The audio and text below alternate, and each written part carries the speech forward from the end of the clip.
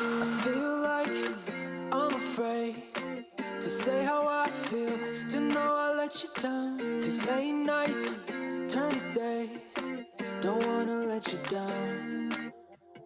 With each breath we give away, it'll never be the same. I'm chasing somebody who won't ever ease the pain, but I don't want half of your heart, heart, heart. You can have it back if it's only half of your heart.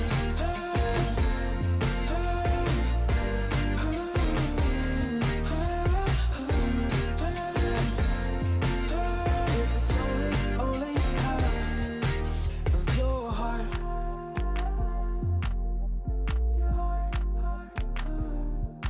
I feel like I'm afraid of the only things I can't change. I live life on a page that was written too long ago. I don't want half of your heart, heart, heart. You can have it back if it's only. Good morning, everyone, and welcome to the live stream. Let me just get rid of the music. And let me switch over. And hopefully everybody's having a great day. We're going to start with our system build today. We have a gaming build, so it's a little different today. It's kind of the same kind of thing that we had yesterday. It was still a gaming aspect. But we're using an NVIDIA graphic card, a little bit different parts to save cost here and there. And we will start with, I'm going to go through everything that you guys are going to need. Obviously, all the parts and items are in the description below. So if you're willing to want to actually follow along, purchase the same type of system, you can, and you can view it down there. So let's start with what you're going to need first for the parts that you're going to need for tools. Let's go to that. You're going to need, obviously, a clipper, screwdriver, Phillips screwdriver, USB flash drive for loading windows, knife for opening packages, and maybe some thermal paste. I'm going to keep this off to the side. We may or may not need that. But we shall see when we go to put the cooler in and install it. It may or may not come with really good thermal paste. So let's start with some of the parts we're going to start with. We're going to start with the motherboard first. We're just going to introduce as we go. I know, like, before I used to kind of like show you all the parts, but all the parts are in the description, so it's kind of the same thing. But we're just going to go over it as we go. This is a Gigabyte B650M Gaming Plus Wi-Fi motherboard. It's an AM5 socket, not an AM4. It's a little newer processor.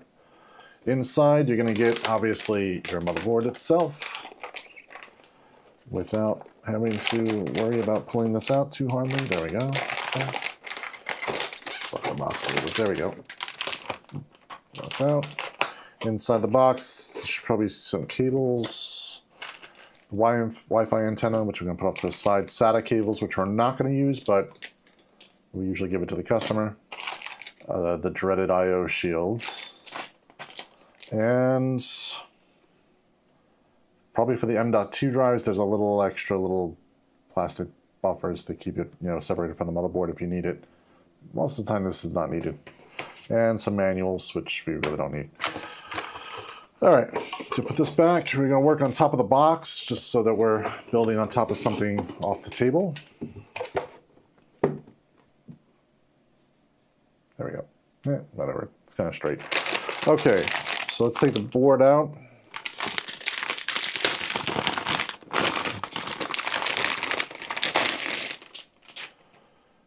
Okay, all right.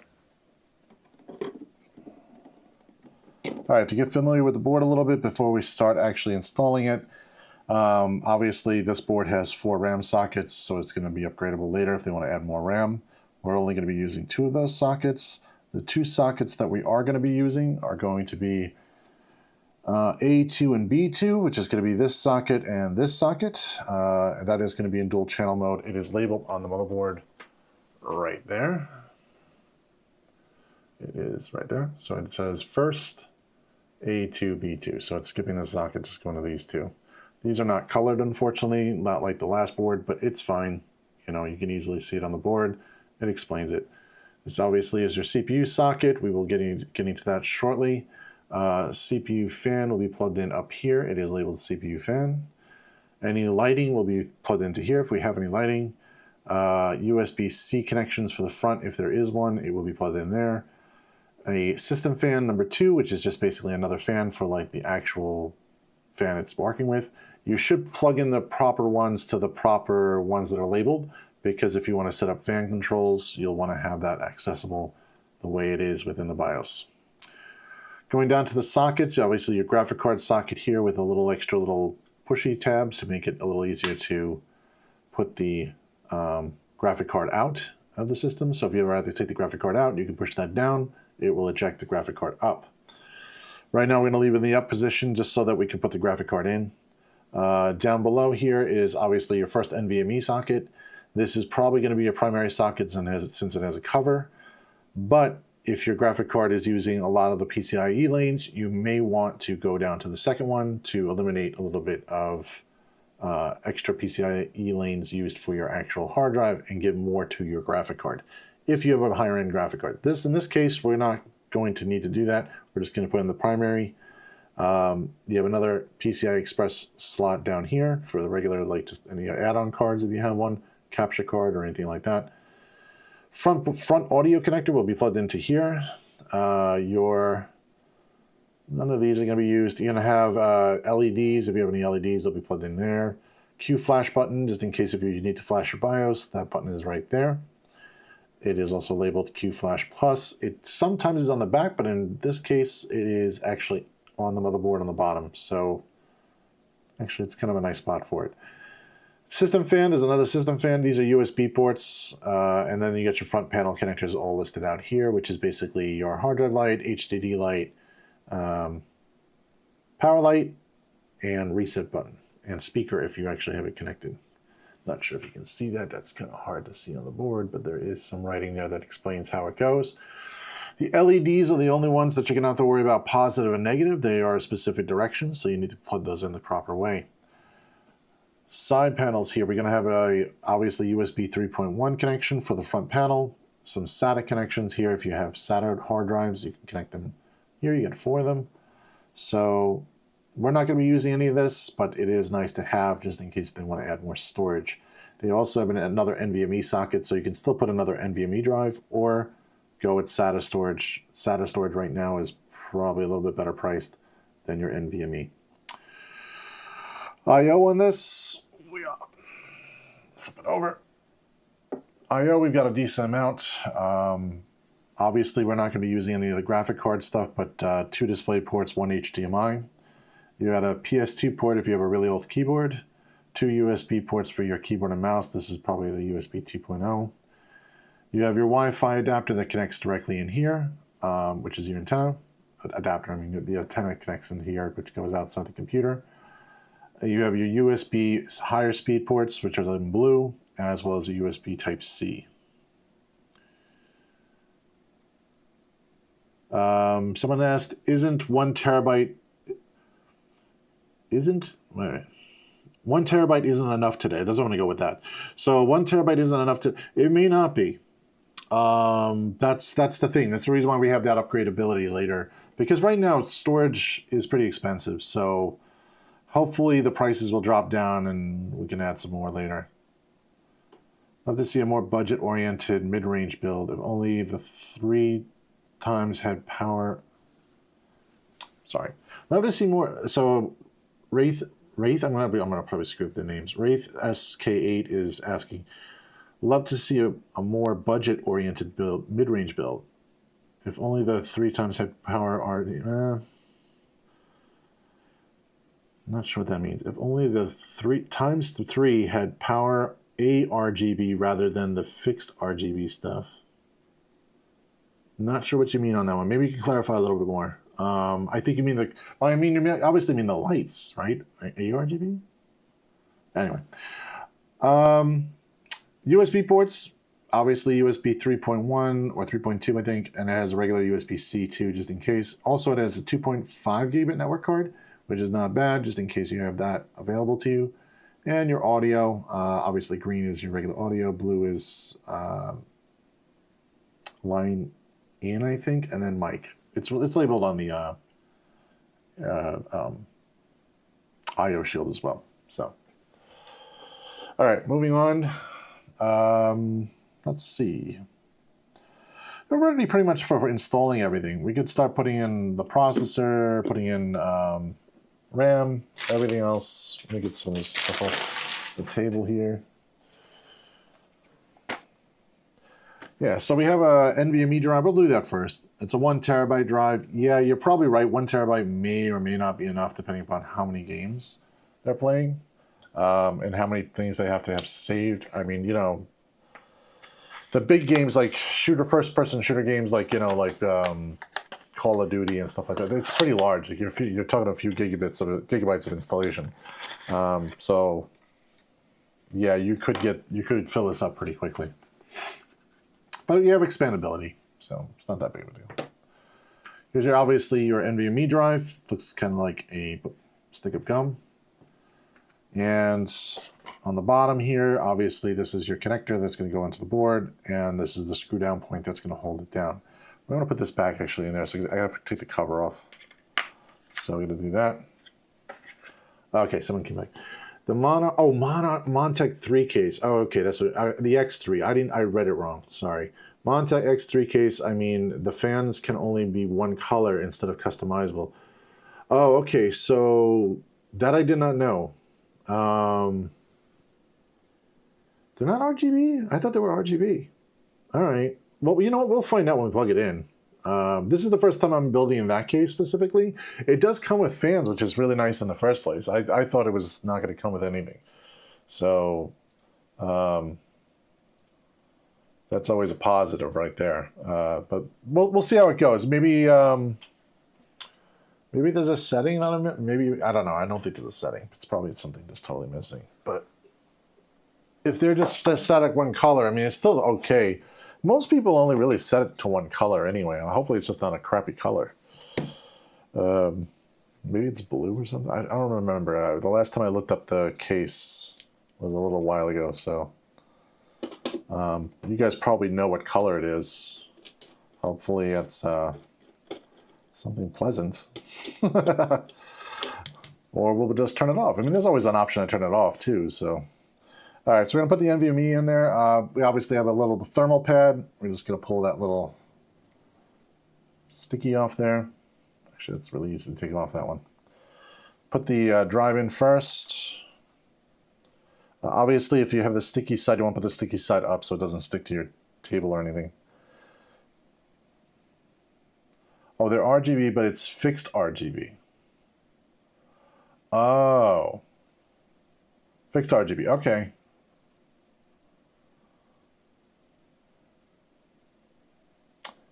Fixed RGB, okay. So it's like only like one color, like red, blue, or green. Okay, so it's not like you can't do shades and stuff. So we're just gonna plug this in. We're gonna put it on a 45-degree angle, put it into the slot, push it down, get it lined up properly. Okay, and then we're gonna just put the cover back on. And it should kind of like hover above the motherboard a little bit. And that should just slide around in place. There we go. Screw that in. There we go. Heat sinks on nice and tight. Not too tight, of course. 3x from the main. Oh, 3 times from the main SSD. Oh, you mean like the storage drive should be 3 times? Hold on a second. Install Windows 11. Well, I didn't miss the other one up above. The issue, if you install Windows 11, it will hold 3 times the RAM as cache. You can disable it. I don't know if it will run smoothly. However, your setup is solid. Yeah, so the cache is always good to have. There's nothing wrong with cache. But I think we have 32 gigs of RAM on this one. Yeah, we have 32 gigs of RAM. We should probably be okay. But yeah, if you have a little less RAM, you obviously could kind of compensate with like the storage space, so that you could use the storage as RAM, you know, for a little bit of that. I'm gonna throw the box over here. All right, what am I up to? I did this. Okay, so I'm doing RAM. I also have to do CPU. Let's do RAM first. The RAM that we decided on was a Crucial Pro series, 32 gigabytes, 6,400 mega transfers per second. It's a decent kit. It is also Intel and Expo ready. So in this case, we're going to be using the Expo settings because it's AMD.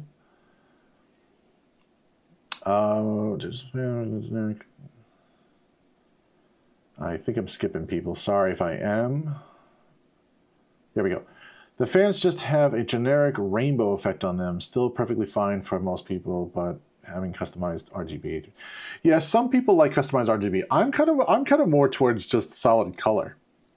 Honestly, you know, the rainbow effect or changing or like color changes or gradations between them. It's nice for the first 10 minutes, and then it's kind of like I'm over it. Or most people end up putting the case on the floor or something and away from that they can't even see it anyway. So it becomes a little bit of an issue. What GPU do you recommend for an R5 9600X around $300? You're going to have to go either AMD or Intel for that. So what you're going to want to do, yeah, R5 9600X. Okay.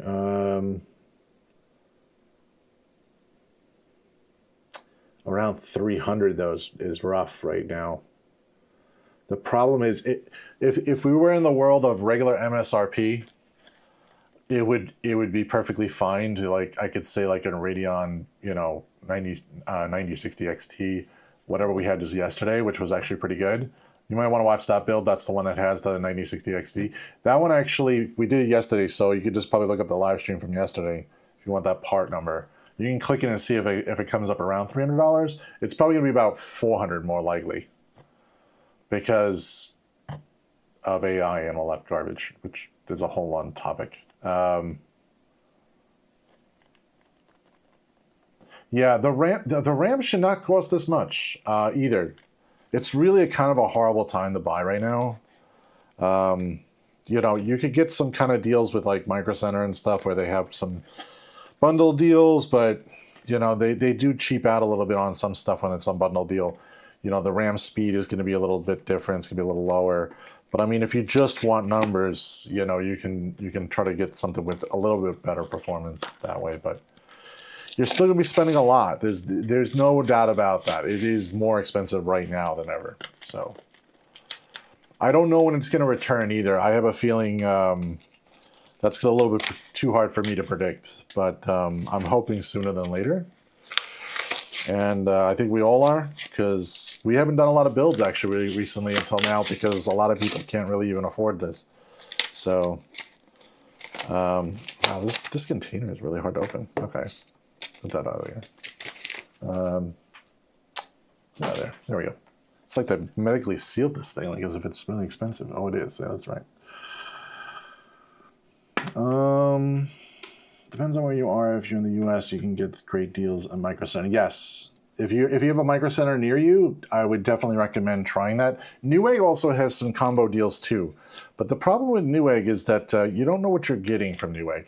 You could be getting it from a third-party seller where, like Micro Center, it's only Micro Center. So you know what you're getting for warranty. You know that you're getting a product that's, you know, that you can pick up. If you have that luxury of having it near you, that's great, you know. If you don't, you have really no other choice but probably Newegg or Amazon. All right, DDR5 memory, we're going to install that. Yeah, 5, right? Yeah, DDR5 Pro memory, which is Crucial.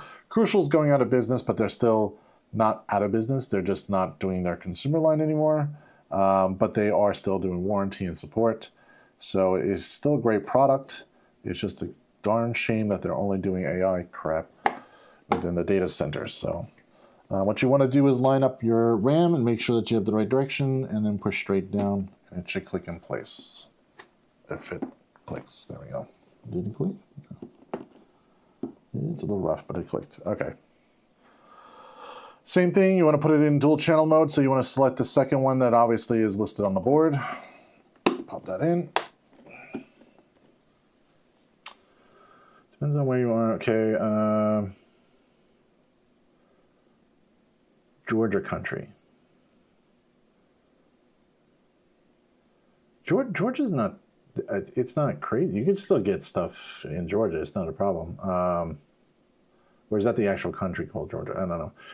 I like the new Micro Center 550 bundles, Ryzen 5 550 plus a B550 plus 16 gigabyte DDR, 200. But that's actually not bad. That's not too bad. Option for a micro ATX or an ATX board without an upcharge. Okay. That's actually not bad for like a business computer. You know, 16 gigs of RAM, not bad. B550, yeah, Ryzen 5 550 it's not bad. Upgraded my RAM in December. Yeah, you got lucky. If you upgraded your RAM before then, you got lucky. You got it before. You could probably sell that and probably buy 3 computers without RAM. You know, but you know, let me open up the processor. We're gonna put the processor in next. Processor we went with was a entry-level AMD Ryzen 5. This is a Ryzen 5 8400F to save a little bit of money. It's a great processor. We're going to open this up, make sure there's no problems. Obviously, the pins look all good, I think. Yes, the board looks okay. There should be no issues. We're going to look for that little arrow. The arrow is up in the upper left corner, or at least my upper left corner. And we're going to match that arrow to the same arrow that is on the processor. I'm going to take it out. We're not going to use the stock cooler. It comes with the stock cooler. The customer decided to purchase a AIO cooler, and it is a MAG CORELIQUID A13 240. So hopefully it'll fit in the case without any issues. But we're not going to use the stock cooler. We're going to just put the stock cooler off to the side. The customer can have that if they want. Upgrading my RAM. Hold on a second. Let me put the processor in. All right, so when handling the processor, just be careful. Use your 2 side fingers here. Try not to touch the bottom of the processor, because the bottom of the processor has pins and they are a little sensitive to oil and stuff like that from your fingers. So try not to do that. We're going to position it the right direction, obviously arrow to arrow. And we should be able to just drop it in the socket carefully. And it should just fit nicely, and you should just double check the keying. There's like little, there's little notches here that key it out to fit one direction only. So just double check all of that before you put it down the lid. And when you go to put down the lid, it should pop off the cover. And that cover pops off. Just keep the cover for warranty purposes for now. So I'm just going to put that to the side. If you have to return the motherboard, if the motherboard has a problem, you're going to have to put the cover back on place before you ship it. I'm behind, aren't I? I looked at Micro Center, but most of the GPU says refurbished. And I'm not sure what I'm getting because I don't have anyone to test it here. Yeah, refurbished. Refurbished is rough for a GPU. You won't find out until even after you run tests and other stuff like that. Oof, yeah, that's rough. You're taking a chance, so I wouldn't totally write off a refurbished GPU, just the fact that, you know, that's always an issue. I would just check the warranty. You know, if they're going to give you at least a 90-day warranty or something like that, you know, 90-day money-back warranty, just in case something's really, really broken, then, you know, you might have a better chance at least of getting something that works right. Upgraded my RAM in September, got King Bank? You mean maybe Kingston? Maybe it is King Bank. I don't know. 32 gigabytes DDR5, uses those CXT Chinese memory. Okay, dies that everybody is going crazy for right now. Okay. I did not know King Bank was a memory manufacturer, but I thought Kingston. Maybe I'm wrong. But can the PC run Doom? Yeah, it can run Doom. Almost anything can run Doom. It's a really well performing game, so you shouldn't really have an issue. No matter what graphic card you put in here, pretty much. You can even run Doom on like some, you know, integrated GPUs if you had the patience. I saw my case, finally finished it. Nice. Started Saturday. Okay. All right. Well, you took your time. You got it done, right? And you probably enjoyed doing it. So, yeah, great. Awesome. What case did you swap it to? Did you swap it to this case? Or did you swap it to another different case? I don't know if you were the one who mentioned the case. Yes, you did. So maybe you meant this case. Hopefully you liked it. We're going to find out the hard way. But we'll see. Let's see what we got to do next. So we do need to put the... we're going to have to put this AIO cooler on. It's going to be a little bit tricky because we obviously have a lot of fans and some other stuff. So we're going to clear out some area here to make this work. And I'm going to double check if we need these. I don't think we do. I'm just going to double check the directions because I have not done this AIO cooler specifically. And I'm pretty sure we got to take these off. So let's just double check just to be sure. Oh, we don't need this. Put the tools away. All right, let's see what we got. All right, so there we go. It's an MSI. It's getting cut off. I'm gonna put the board over here. Cooler we're using is a MAG CORELIQUID A. Ooh, that's acting weird. It's a MAG CORELIQUID A13240. So it's a 240 millimeter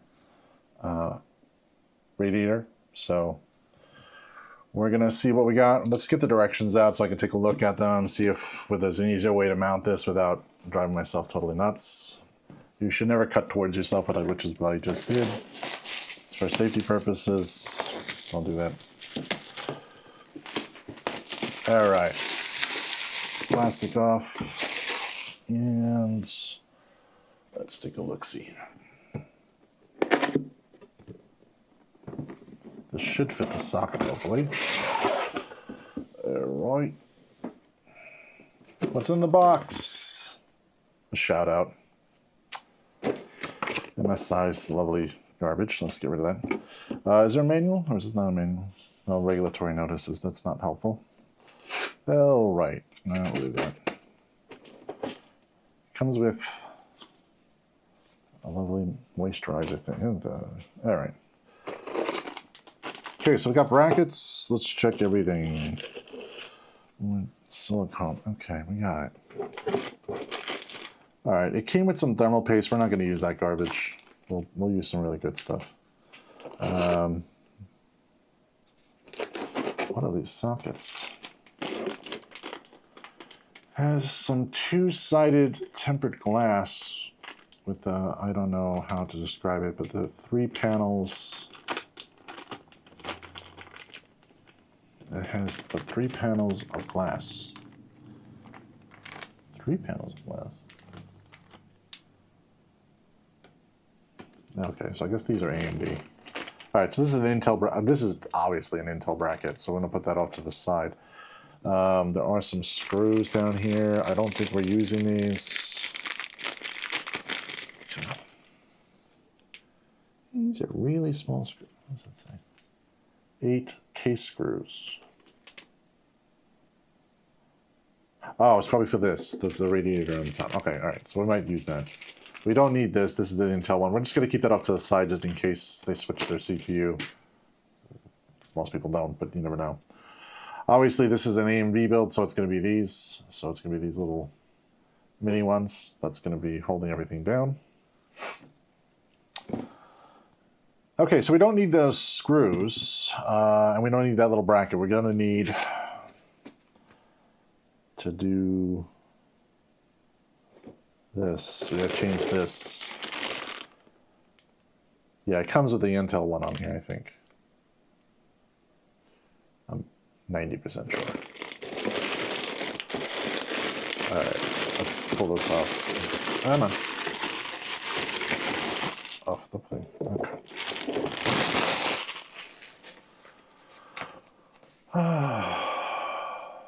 Yeah, the bracket behind it. Yeah, thanks. Yeah, the bracket underneath the board I'm not going to take off. I'm just going to take the little clippy things off the top. Yeah, but let me double check to make sure this is Intel or... I feel like this might be Intel. That's on here.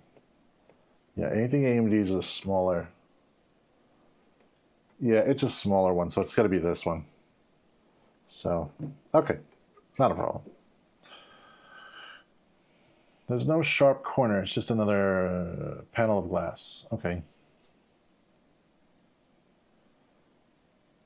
Yeah, the glass, the tempered glass is nice and everything. I just got to be very careful because I've broken one of those in the past, and it's really a pain in the butt to clean up if you end up dropping it. So, and it's usually right on the corner. That's very dangerous to drop it on.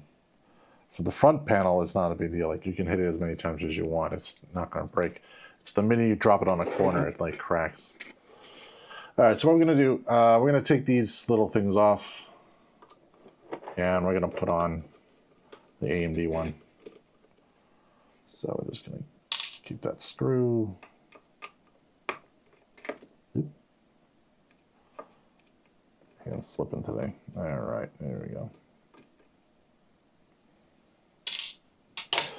Take this out. Get that off. That's the Intel one. Just slide the AMD one back on. Line it up with the holes. I should probably bring this forward. This would make more sense. There we go. Okay. And put this back a little bit. There we go. All right. So just switch it out to the AMD ones. Kind of interesting that they preference Intel over AMD for this, but probably doesn't matter. That's... Now, let me get a hand on this. Yeah, I'm going to install the cooler last, but right now I'm just going to switch out the pieces so we have it ready to go. Thanks for the advice, though. Yes, I agree. 100% install the cooler last, just so it's out of the way. This. That. Coming off. Let's take this one.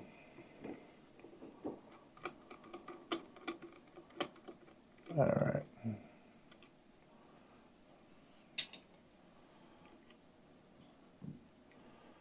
Okay, we're going to put the other one on.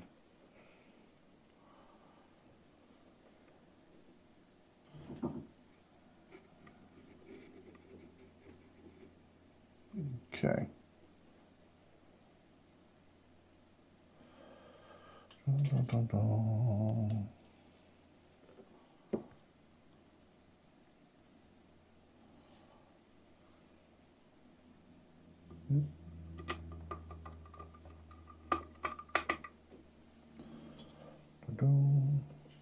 Just put the screws. It's not very exciting, guys, I know. I spent most of the yesterday trying to figure out. Don't install the cooler now, leave it. Okay, I already answered that. Not the solid block thing. It makes it easier. After that, I usually prep the PSU and the cables. Yeah. I usually put the motherboard in first, and then I just kind of wing that a little. And then I put the power supply in, because then I can run the cables up the way I want them. But we'll see. Like, you know, take a look. Maybe I might do it the other way. Might be better. All right, so at this point, we're just going to leave this the way it is right now, because obviously that's the right bracket now, and that's installed. Let me just make sure it's not coming out. Really, it's not coming out. Okay, it's in there pretty good. So we're just going to tuck that back in there for a second. We're going to keep this in the box because it's nicely safe that way. Just going to put this off to the side. Yeah, let's get this out of the way. Get this. These are extra brackets. I'll put off to the side. This is all going into the back, and we do need those for screws. It's garbage. All right. So we're ready to get the case. Let's get the case up here, and we also take the, let me see if the bracket is screwed in. It looks like it's screwed in. Yeah, it's screwed in back here, so we shouldn't have any problem with taking this off without it flying off or anything.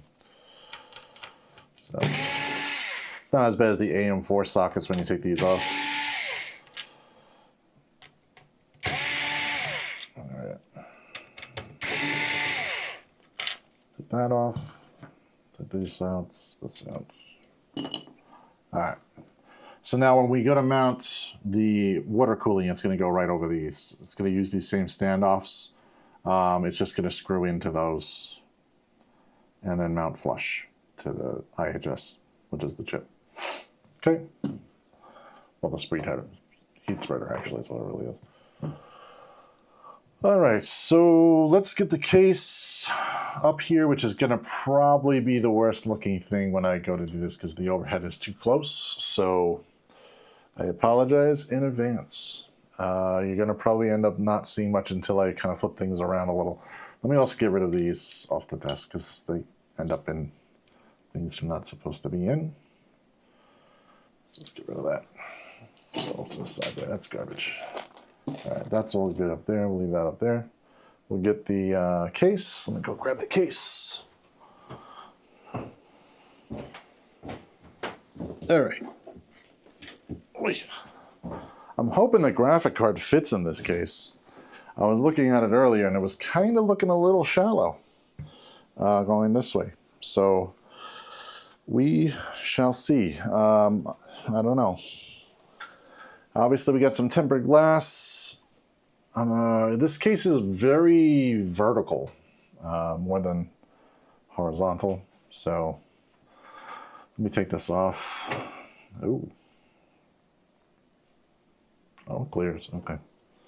I'm just going to slide it off the rails carefully.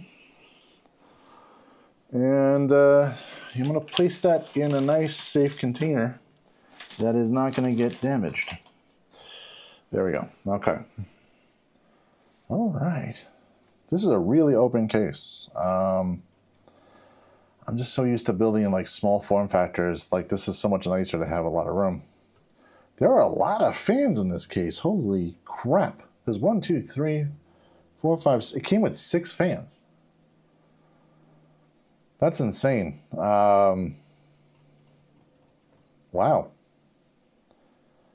We're going to have to take some out, though, because we got to do water cooling. So probably going to take out the top ones. I'm going to assume that a 240 might fit up there, hopefully. If it doesn't, that's going to suck. I spent most of yesterday trying to figure out the fans. Apparently, there were 2 power ports. All right, I didn't get over to the cables yet, so I'll check that. Then install the front I/O cables before putting the board in. Oh. Is the board too long? Oh, it's gonna cut out. Oh, maybe from the bottom? All right, so I don't know if you guys can see the bottom here. Pull that over a little bit. So there's like some cutouts here for cabling, but they are kind of like shallow to where, why is this not focusing? Focus down here. Okay, so, put the cables up before. We'll do it. I'll save myself a Brian step of not having to take a board back out. Just gonna take the side off. I didn't take the side off. The other side. Camo. There we go. Okay. Screws. There's no locking mechanism? Okay, that's weird. All right, I'm gonna put this down here, away from the other piece of glass. Stand me upright. Okay. Oh my God.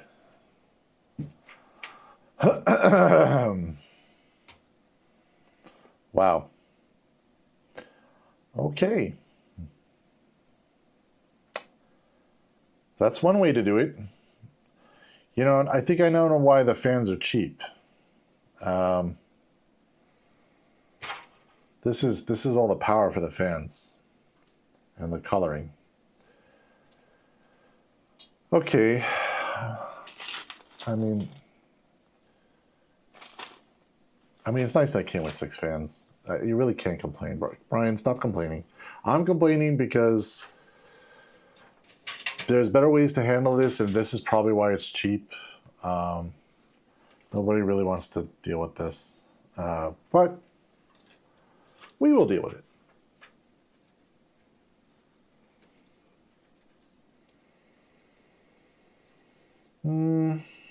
Okay.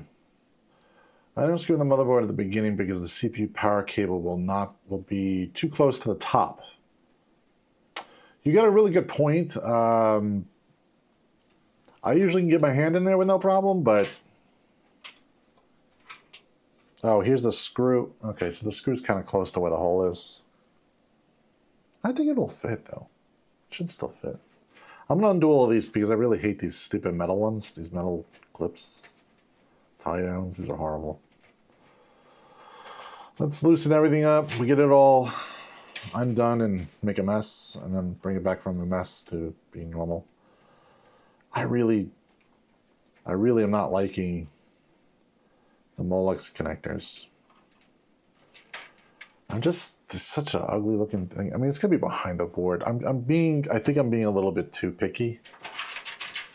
Or maybe I just don't want to deal with this mess. That's really what it comes down to. I'm actually gonna have to remove 2 fans, so I might have to this might limit this down a little bit more. The AIO comes with other fans, so it says you can install the AIO radiator on the front sandwich style. Take off the front case fans. Install the radiator inside. Let me see if I can. I like to do the top if I can. The front is not bad. The front is good for air intake also, and it's always good to have air intake there. That's not a problem. Why I like the top is just because water flows better in that direction. I'm going to see if it could fit up there first. If I can't fit it up there, then we'll go for the front. I like the top better. And I'll probably be wrong. I don't know if we can fit it I should probably just look up if it fits at 240. But we got the case in front of us. We could try. These are really annoying to get off. Wow. Okay. A lot of cable ties that are garbage. All right, so this garbage comes out here. Why did they do this? This is not even tied to anything. Just gonna cut them. I've lost my patience. I'm just going to cut them. I was trying to be nice by untangling them, but that's just too much. We're not reusing them anyway. Oh, over here. Right. Got it?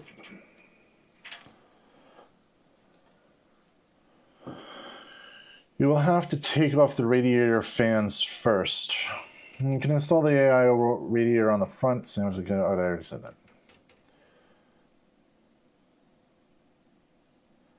That song you're humming, is it the Baby Shark song? I don't know. I don't think I've ever heard the Baby Shark song, but I probably have. I don't think I've ever heard it. I know I'm probably like really way behind on like hearing stuff like this, but you know. Let's take this off. Ditch that. Okay. Yep. That's all the front panel connectors. All right, so we're gonna leave the front panel connectors. Let's get the fan straightened out because I'm more worried about getting this AIO in the right spot. This is a mess. What are we doing here? Oh, that's the controller.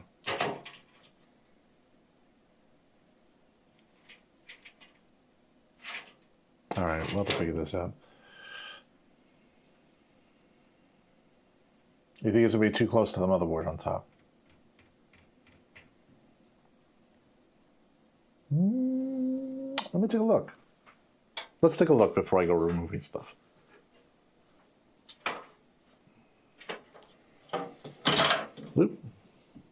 Okay. So, if we take the top ones off, how big is this? It's not a thick radiator, is it? Oh, it's a little chunky.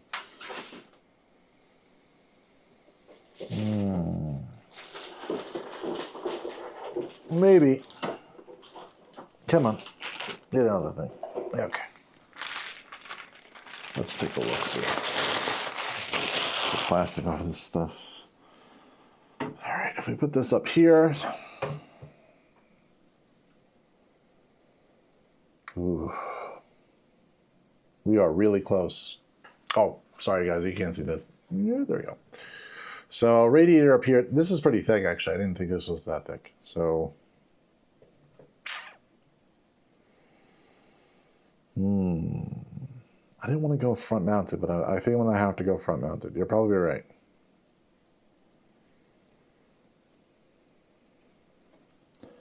Those are the thickness of a... Am I tight? Yeah, I'm tight to the top.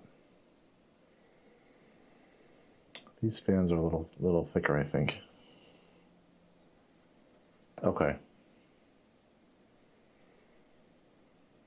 Yeah. Yeah. This is going to be a problem. Cursed. Okay. I really want to mount it on the top. I know I'm like so bad about saying I don't want to mount it on the top. I don't want to mount it on. I'm being so stubborn.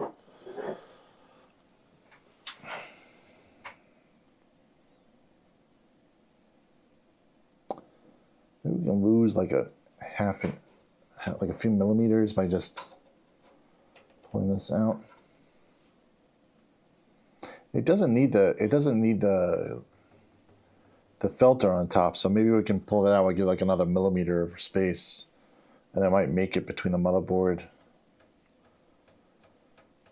You know what, let's put the let's do the motherboard first. I really feel like I can't see it. I can't see it visually and say, okay, there's not going to be enough room. And the motherboard can go in no matter what first, so we can see that way, and then if we can't do that, then we'll go to the front. Did this come off? This comes off, yeah. Yeah, this comes off. Oh, is it just a pull? Yeah, it's just a pull.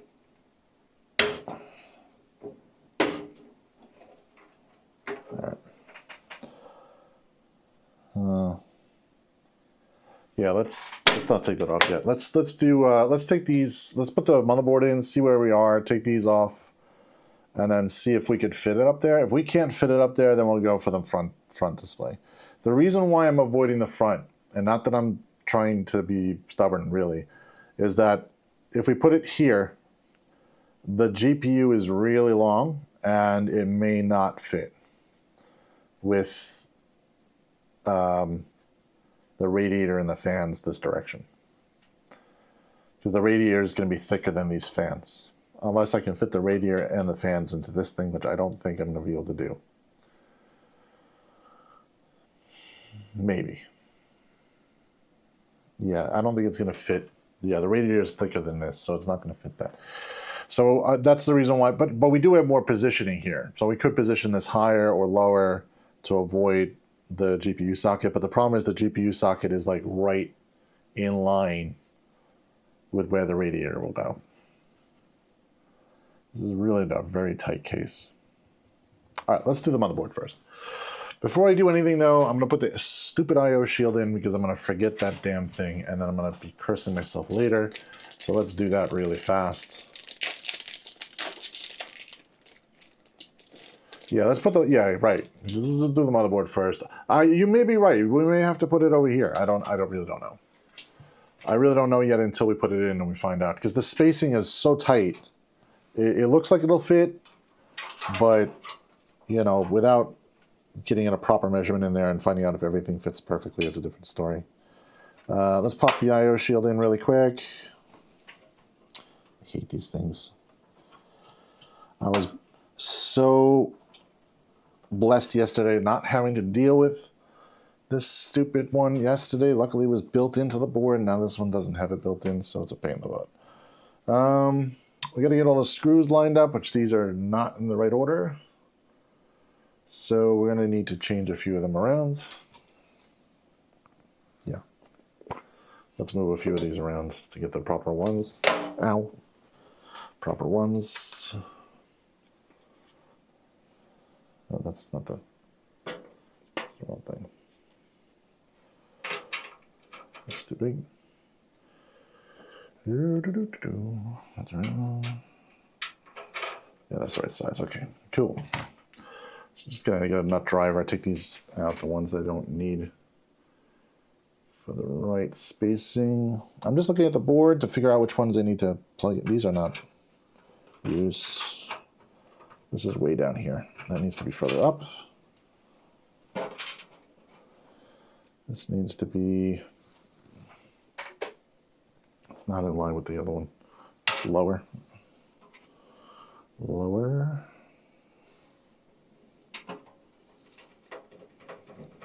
And these two are...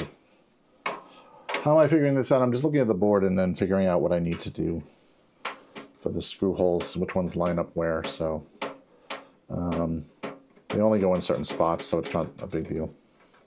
This one should be moved up to here.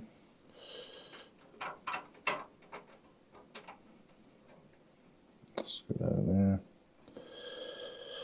And not liking this case too much, honestly, but I mean, it's nice that it came with a lot of fans. That's the positive. Those two are good, those two are good, that one's good, that one's good. That one's lined up with this one, that one lines up this way, and then this one goes this way. Nothing here, that's fine. And yeah, that's it. Let's make sure these are tight.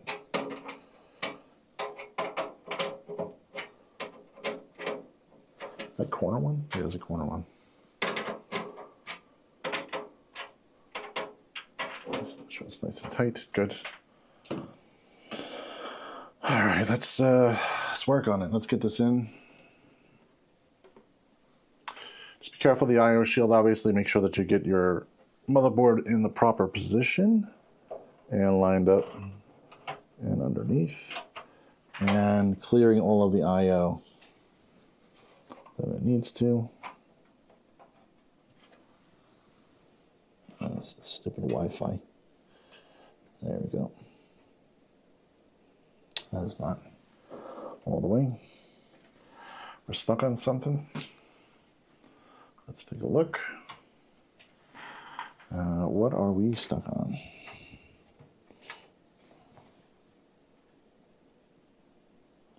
Did I push the I/O all the way in? Yeah, I did. Oh, it's just really giving resistance. Okay. That's okay. Oh, where are the screws? Oh. Came in the other container. I didn't open it. Okay. Let's see here.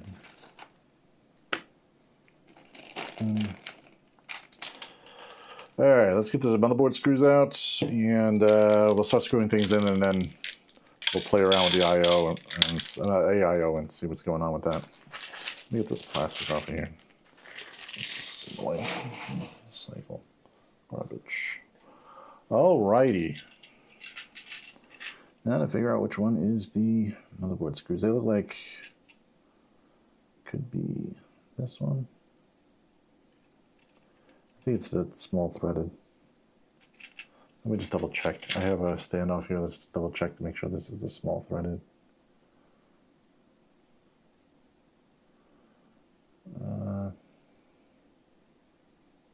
No, it's not that one. That is this one. Yeah, it's this one. Okay, so it's small threaded, very thin. Mechanical screw, just a very thin thread is the one that you're looking for. So it's the smallest thread, it's fine. We're gonna get this put in and pushed over a little bit because it looks like it's not in position. And now it's in position, I think. I always get the one in the middle first, just so it's nicely pushed into one corner. It's a little easier to get the other ones in. Everything else should line up nicely. If I don't accidentally go a little too crazy with that. Okay.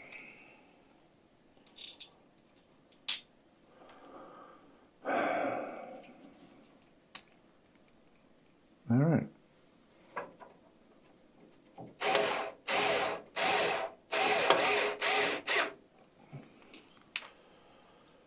Okay.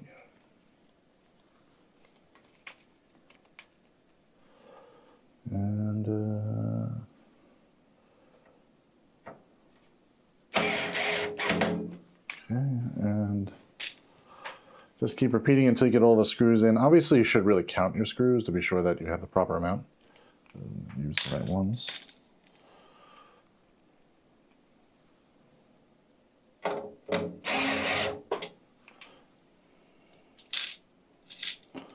A little note that I forgot to mention actually last live stream was that the screwdriver I'm using obviously is a, it's a Hitachi, whatever, it doesn't really matter. The point is the number here should be at like 13 or pretty low. That's just a kickback so it doesn't end up like stripping your screw. You don't want to have that happening. And if it's a mechanical thing, you want to have it set pretty low. Like it goes to 21. You obviously don't want to go that high. You want to go pretty low, so it stops screwing at if it's a kickback, like it stops a little bit sooner. This is not staying on for some strange reason. Okay, now it is. All right, make it a little higher. Okay, there you go. Take this.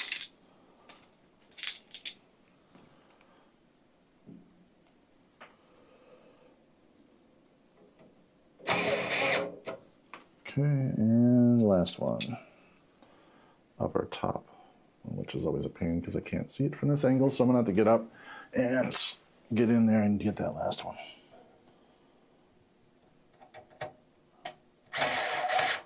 There we go. All right, pretty good. All right, we may have enough room up here.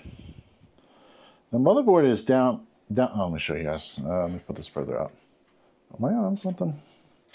Oh, just all like stupid Molex connect. All right, so up here, we've got decent amount of room actually between this, because it goes all the way up underneath this lip. So you actually have this lip plus all of that. It may actually fit. I'm hoping it'll fit. So let's let's go with it's going to try. We're going to try to make it fit. And if it doesn't fit, then we'll go for the front. And I know I'm going to probably have to probably take this off twice. I'm going to take the air filter off because there's no need for that right now. In fact, there's no need for it ever. We're going to make it exhaust out either way. And let's take these fans out. Fans out. Yeah, so there's a few screws. Yeah, I'm gonna lose those. Put this over here.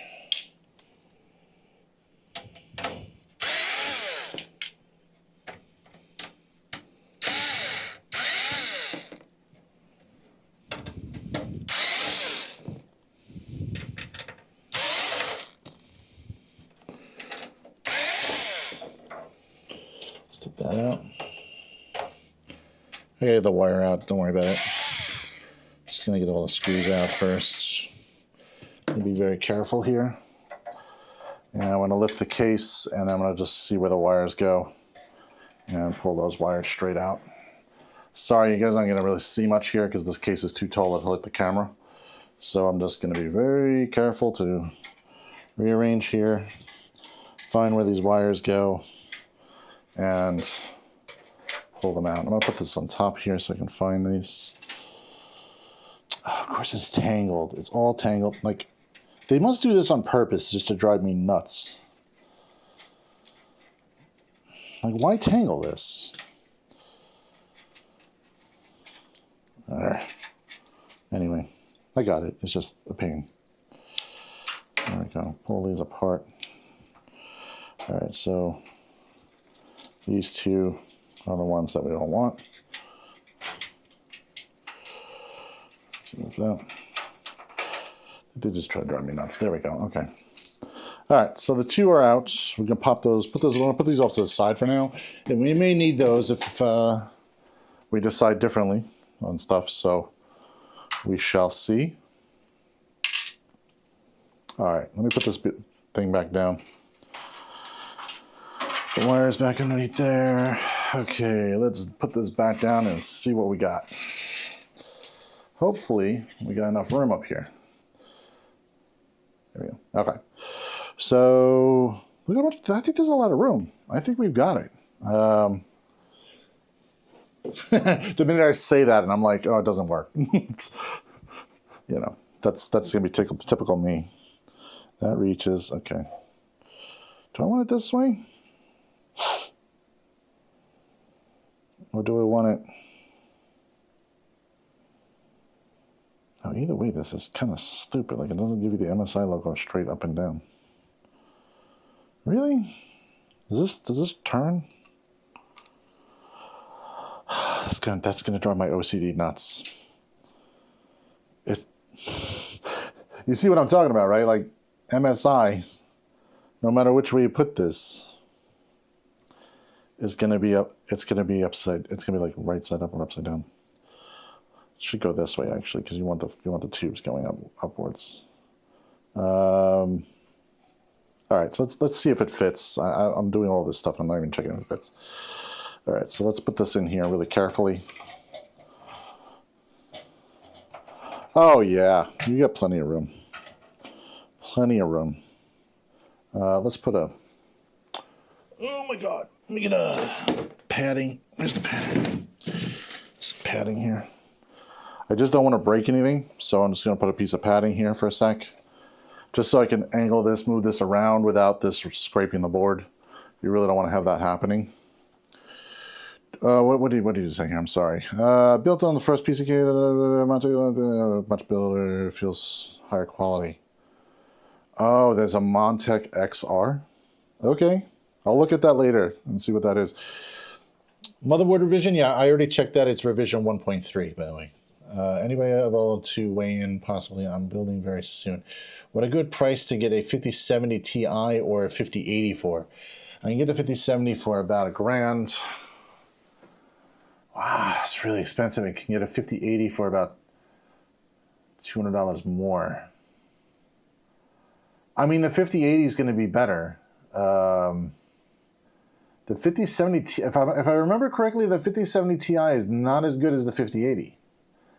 I would probably get the 5080 if you can afford it. And I really hate to say if you can afford it, but it's like really, like even right now, the prices being that high are just ridiculous. So, I mean, you know, if you have to sacrifice like less RGB in your system to get a 5080, I would do that instead, you know, if you're asking me. Tube side on the front. Is it possible to take off the MSI logo and flip it? I don't see a way, but you know, I'm going to try when I get it mounted, because there's only one way to mount it anyway. So maybe it comes off with like a screwdriver or something. Let me get the screws in this thing. Let's get this. Yeah, it should be plenty of room. The power cord here is going to be a little hard, but I might be able to push this. What I'm going to do is I'm going to push this forward so I can get to that power cord. I think that's what I'm going to do, because honestly, that'll keep me enough room so I can get my hand in there and kind of work at it, you know. Let me get the screws for this stupid thing.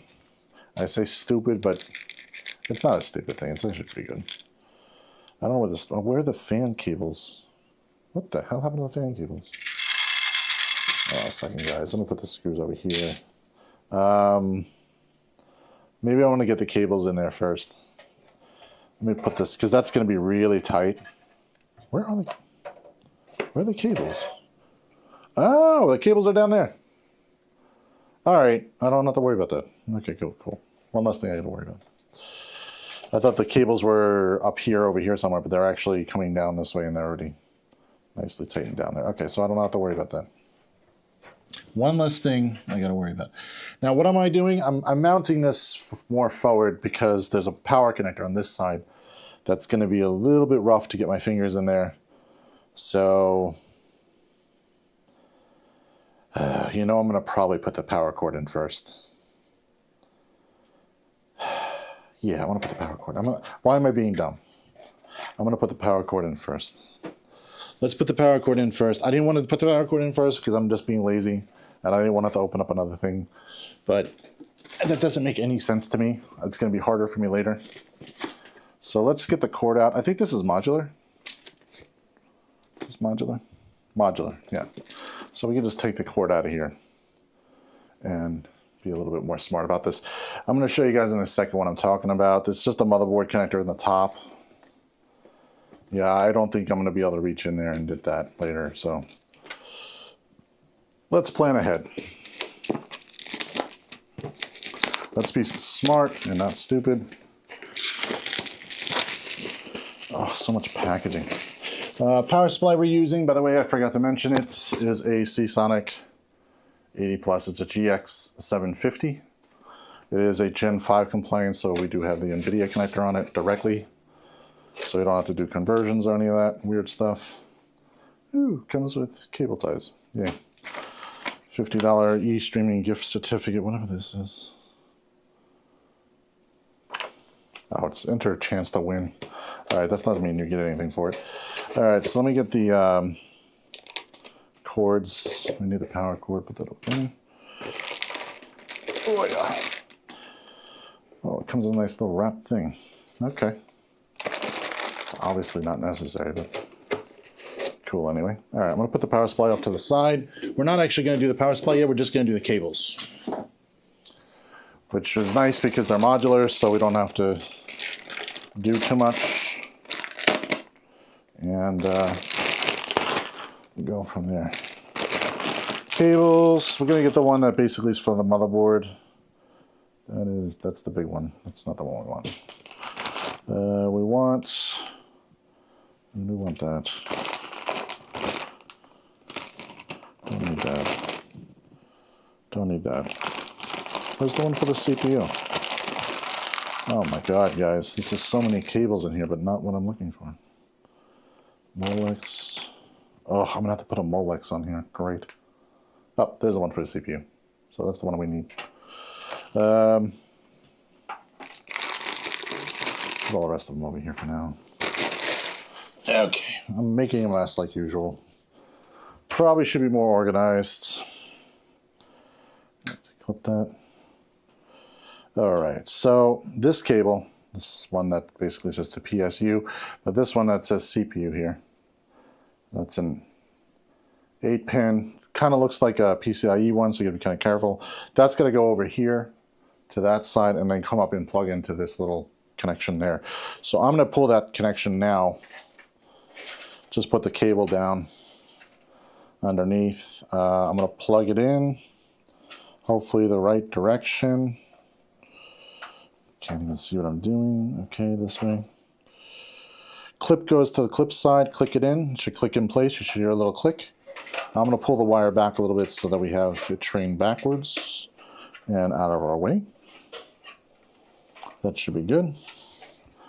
We're not going to do the power supply right now. I just want to get that cable in because if we put the other thing in place, it's going to be a little tight. And I don't want to deal with that. So, and since it's a modular power supply, this is awesome.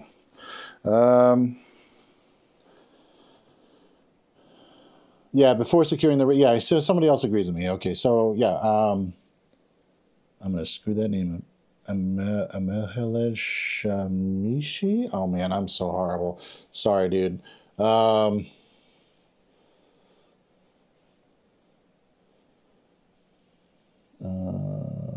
are we at? I built it on the PC at higher quality. Tube inside front. Okay, take off MSI logo and flip it. Yeah, I want to see if that's a possibility. I recently got my brother a 5070 for $679. 5070 for $679. That's not too bad. I think that's what that's kind of what my customer paid around about. I have to double check. I think he got it before the price went too crazy. But, you know, it's not a bad solution. Let me put this in here really quickly and put this back for a second. And then put this in place. Let's get this screwed in now that we have plenty of room. And we can put this down a little bit. I'm kind of grabbing the wrong way. Does that line up? Lining up this stuff is such a pain. Wow, this case has got like no holes. It's like two options, here or here. That's basically it. We'll align it up with all the screws. Okay, we're gonna make this work. Let's screw this in and go from there. I've only got really two choices on the screw holes, so I'm gonna go with the one that is further away from everything as much as I can go without missing a hole. So, missing a screw hole. Because I like to have this fully attached. I'm not one of those people where it's like one screw is good enough. No, it really isn't. Especially when something like drops on it, it'll be a very bad day. So I like to get as many screws in as possible so it doesn't move around.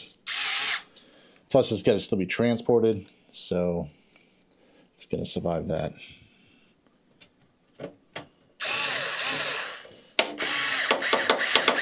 Nope, that's not it. Oh, it's going to be down further. Okay. A little bit, loosen up a little bit. It's like furniture, guys. You got to move it around a little bit to get it to line up. And then once it lines up, then you know you're good.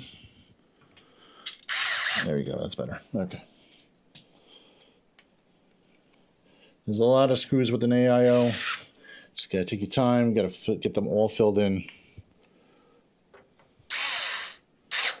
That's also why I wanted to plan this out before I started putting everything in. Just so we don't have a mistake. I'm going to just kind of click these in place. And I can tighten everything down. The metal in this case is a little bit flimsy, I'll be honest. But then again, it's a little cheap too. So this is one of the cheaper cases. We had a Leon Lee yesterday, which was a really nice case. It was a little bit bigger.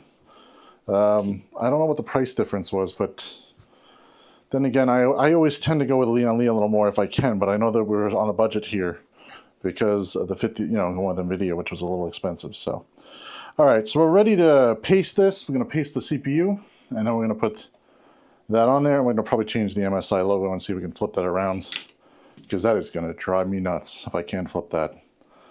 I'm going to have to put tape over it or something. All right. I won't have to put tape over it. I'll be fine. I'll live. I just won't live happily. Okay. Let's get some paste on there. So we're going to take this up. We're going to put this over here for right now. Not to scratch anything. We're just going to put it on that board over there. There we go. All right. I'm not going to use the paste that came with it because I don't know what this paste is. They always put cheap paste that comes with this stuff. So I'm just going to show you guys what it comes with so you know how crappy and what not to look for and not to use this. This is MSI thermal paste. There's no number, there's no nothing, there's no rating. I'm not a big fan of this. So I will use Noctua brand because that's the one I like. You can use whatever you want. Corsair makes one that's pretty good too. It's perfectly fine. I just like the one from Noctua because I'm a brand whore and I'm okay with it. So I understand that that's going to work fine for me. And I know it's not going to have problems. So we're going to use that paste. We're going to spread it nicely over the CPU. And we're going to use some gloves because I really hate thermal paste on my fingers. And when I get it on my fingers, it takes a long time to get off. And I really don't want to have thermal paste everywhere. So we're going to be very careful. And we're going to spread nicely on here. Let me put this over a little bit. And put that a little further that way so you guys can, I don't know if you can see this. Why isn't it focusing there? I don't know. We'll figure it out later. Let's put some paste on. So just going to put a very little amount. You don't need like gobbles of this stuff, okay?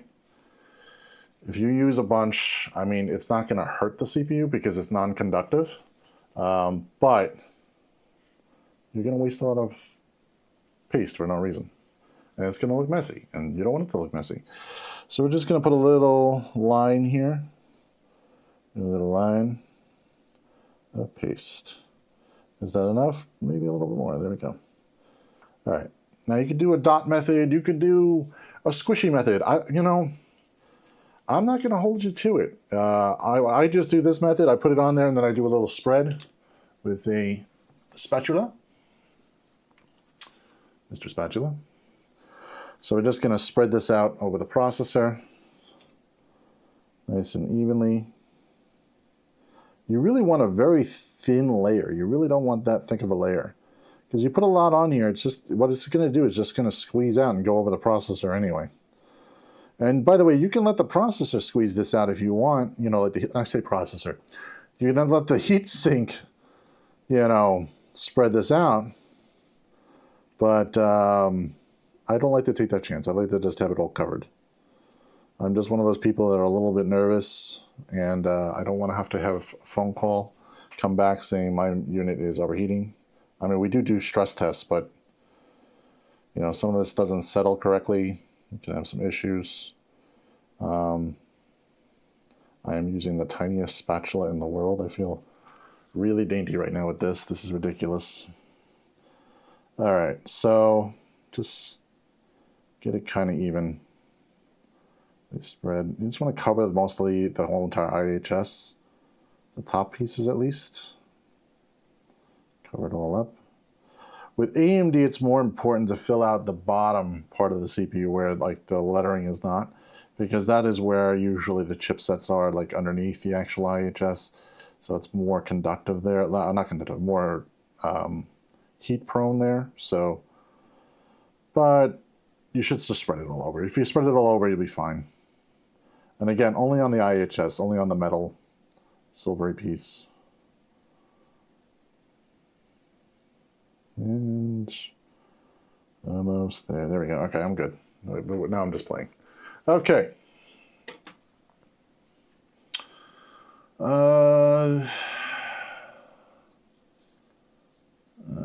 Recently got my brother 50. Okay, I already read that. Sorry, bro. I got to go before the store closes as I order it. Don't worry about it, bro. Don't just go if you gotta go. A Noctua NH. Oh, that's nice. NH-T15G2. That's a nice one. Yeah, I like the Noctua brand. I really do enjoy their coolers and everything else. Their fans are really nice. They're very quiet. You know, if you're all about quiet and performance, that's what you want. You know. Oh, I forgot to take the little taggy things off. Let me get the taggy thing. Goodbye. These little plastic pieces off, so we don't have that on there. And yeah, we're ready to screw this in. So we're going to screw this in. Let me kind of figure out which way I want to put these wires. Yeah. I'll probably put them up this way. And then slide that in this way. And that should go down that way. Water should flow and then pump back out. So it should be fine. And then the radiator should have all water being filled at one side. Should be all right this way. Should. Okay. Let's get this screwed in. What you want to do with these screws, you want to screw in opposite corners. So you want to get the one corner and then get the other corner lined up and screwed down. Same thing, opposite corners. Kind of like how you do a tire on a car. It's the same thing here. You just keep going around until it clicks into place and it bottoms out. These are spring loaded, so you have to make sure they go all the way out.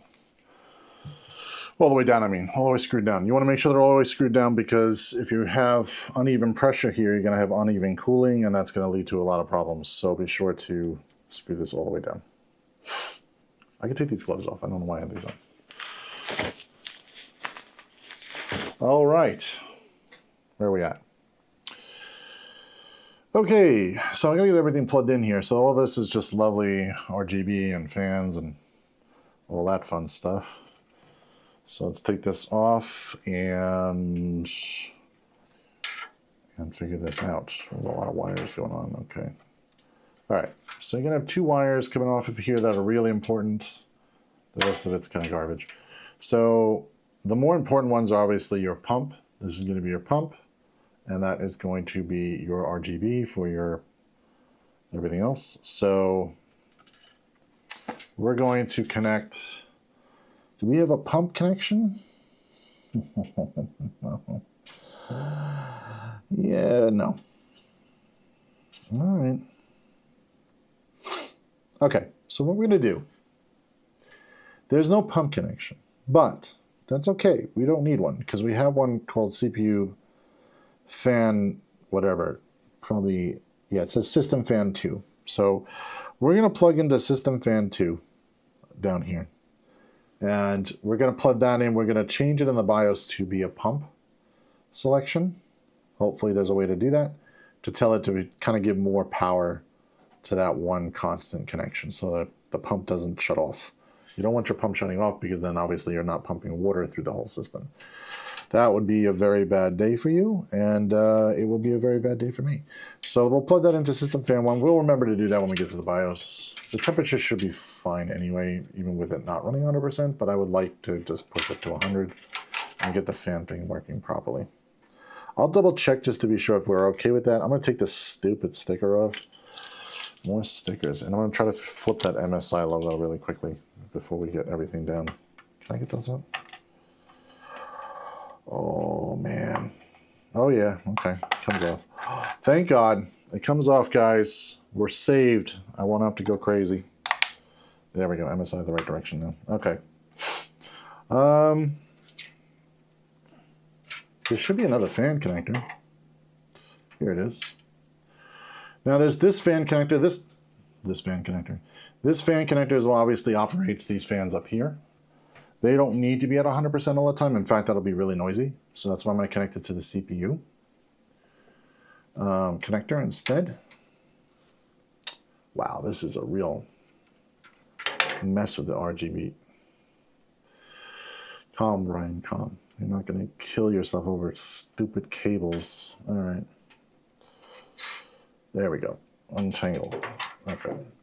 So this is going to come back down, and it's going to come all the way down to where the CPU is. So we're going to run it down this way with the cabling, and then it's just going to pop out over here. I'm going to tie all this stuff down. This is also a 4-pin connector. You want the 4-pin connector to be on the CPU one because obviously the CPU one will be a variable speed, and that will take advantage of that. The other one, the pump, is only a 3-pin connector. 3-pin connectors usually are just power controlled. So in other words, it's 0, 50, 80% power or whatever, which is actually a certain amount of voltage or something like that into the actual connector. But anyway, we're getting too complicated here. The long story short, the 4-pin gives you a little more granular control, where the 3-pin does not. And that's okay, because for a pump, you don't want it to be granular control. You want it to be kind of running constantly. Now, do you need it running all the time at 100%? Probably not. We're going to do obviously a temperature test to figure out which way it runs better. Some pumps work better at full speed. Some pumps work better at half speed or a little bit less, you know, for it to work a little bit better, more smoothly. This is something that just, you set it once in the BIOS, you don't have to remember it. You just have to write it down somewhere so that if you have to redo your BIOS, you set it the same way. Or you save your settings, whichever you feel like doing. We usually save the settings for the customer anyway, so we'll save the settings and just have it ready for them. Not all the time it applies the settings correctly either, so you have to maybe write it down. We write down everything anyway, especially if you're doing water cooling. I've only done a few water cooling AIOs, but not really for customers, but more for myself. And I write down the numbers that I use so that I don't have to worry about this later if I reset the BIOS. You know, so just in case I reset it, I can just reset the numbers. I'm going to take all of these wires and we're going to kind of combine them down. Oh, I didn't do the stupid color ones. Let me plug in the color ones, I guess. All right. We're going to combine these because you're not going to change the color between. You're going to either choose one color or the other anyway.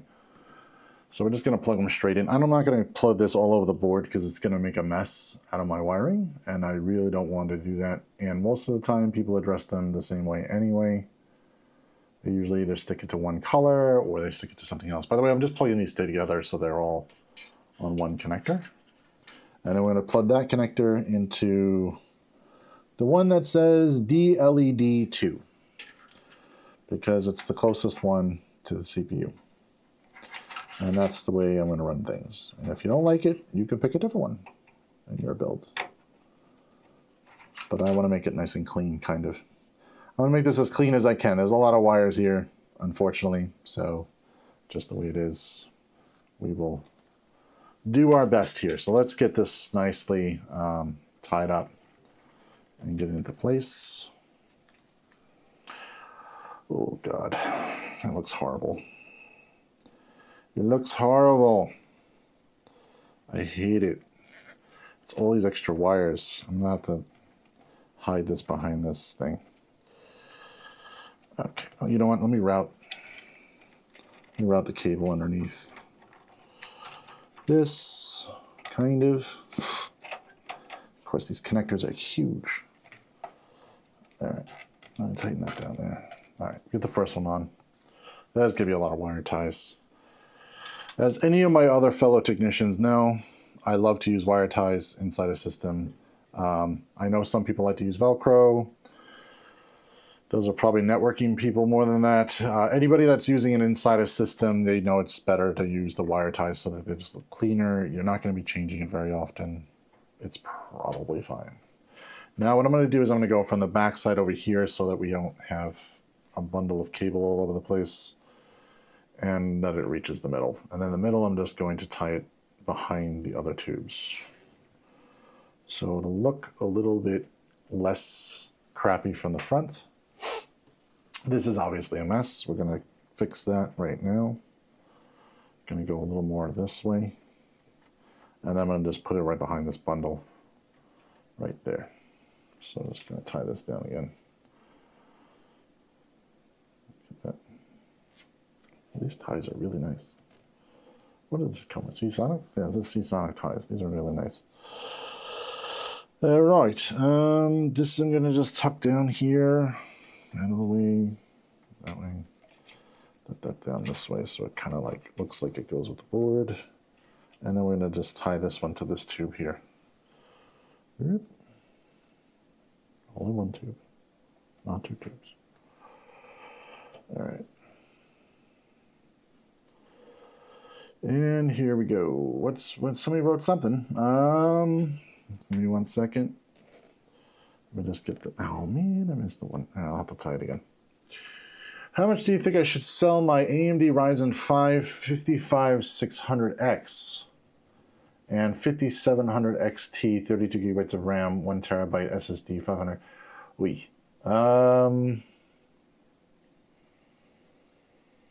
I would also check comparison pricing online, but it's still not a bad system. 5700 XT though. Graphic card, I guess. 32 gigs of RAM. 1 terabyte SSD and 500 gigabyte NVMe. Okay, so you have a primary boot 500 and a 1 terabyte storage probably. 56. Okay, that's what I can't figure. 5600X.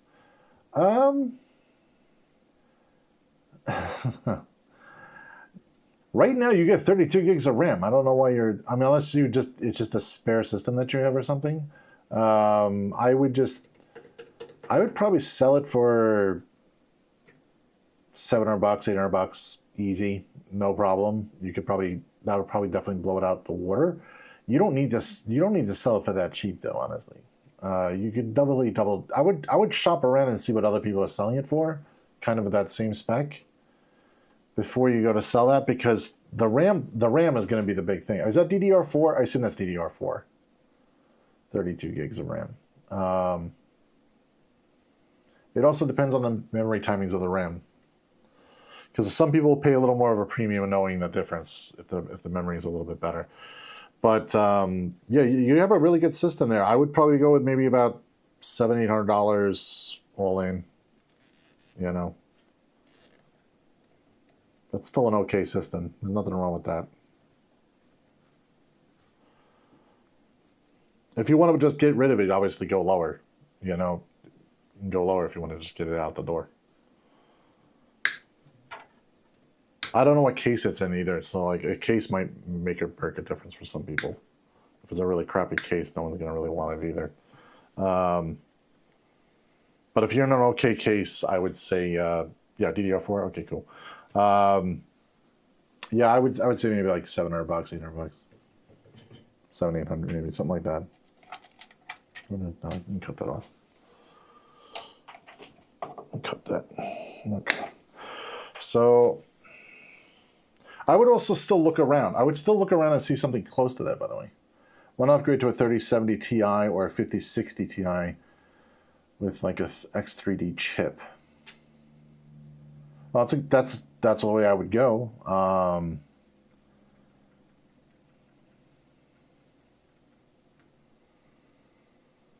You want an X3D chip, okay. The AM4 series, I think, has an X3D chip, doesn't it? Or unless you're looking for just going to AM5. AM5 is going to obviously change. You're going to have to change everything anyway, so you're better off selling the whole thing and just getting some money for it and going forward. You might be able to keep your hard drives. Well, no, the hard drives are probably slower than what they've got out right now with NVMe. You might want a little faster drive, you know, just for the hell of it. Yeah, if you wanted to just sell the whole thing off and then buy another one, yeah, you could do that. If you want it to be sold really fast, $700. If you really wanted to, if you want to hold out for somebody that might give you $800, you know, that might be a good price just to give you a starting price.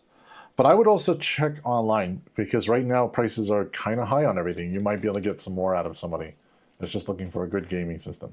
And if it's really a clean system and say like it's semi-used, you know what I mean? Like it's, you know, very clean, etc. People may pay a little more just for the fact that it's clean too, because it may just show better to somebody and be like, oh, I want it, you know.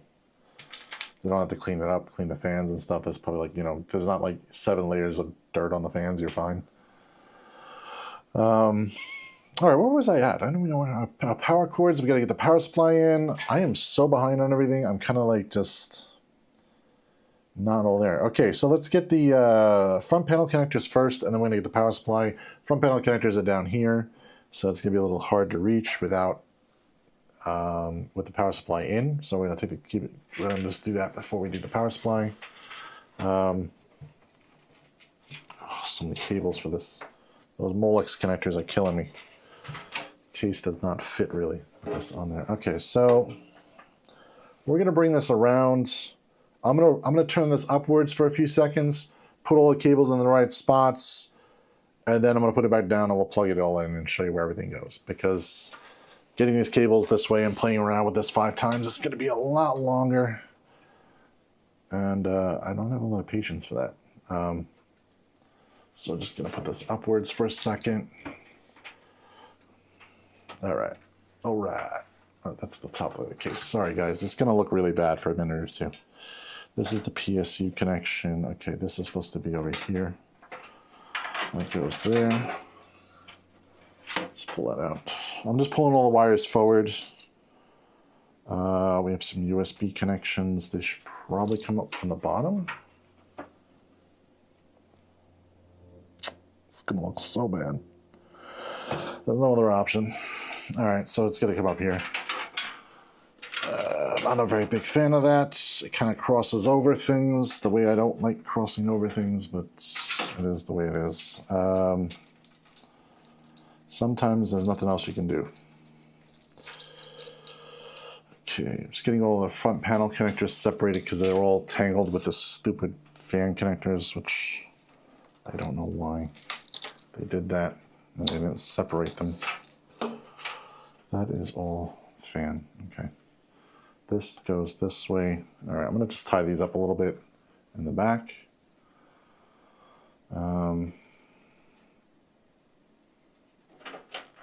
I'll flip all this around for you guys so you can see this when I'm done, so you can see what I'm doing. It's just basically simple cable management, nothing really fancy. I want to upgrade to 9070 Ti. Okay, well, I already answered that. I return. Awesome. Glad to see you returned.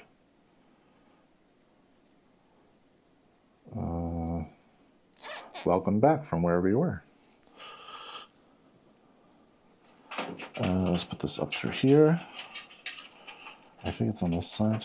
I don't know. Let's double check. That goes that way, and then, oh my God, these Molex connectors. I am so annoyed. I didn't realize that was all Molex connectors when we purchased this thing for them. This is a mess. All right, it's just gonna be a little bit messy. All right, so I'm gonna pull these cables up. Let me just pull those up, pull that up, hold that. Flip this down so you guys can see what we're doing. All right. So we got a USB 3.1 connection. That's gonna be on this side of the board. We're gonna do the front panel connectors really quick. They are usually in the same position. HDD, this one's not as nice. This has all the connectors are separated, so we're going to go with, they're labeled positive, negative. The ones that are most important are the LEDs, to be sure the LEDs are positive and negative, or they won't work the right way if they're in reverse. It won't break anything by having them reverse. It just won't work either. So, you know, it's not good to be having them reversed. You should probably fix it so you have the proper lighting also. Power is stupidly over here somewhere. Wow, that is really hard to read. Okay, so it's power. I am old. Holy crap. Having a hard time seeing the power LED. Okay, we got it. Well, either that or they made this smaller. I think my eyes are just sucking. Could be a little bit of mix of both. All right, power switch.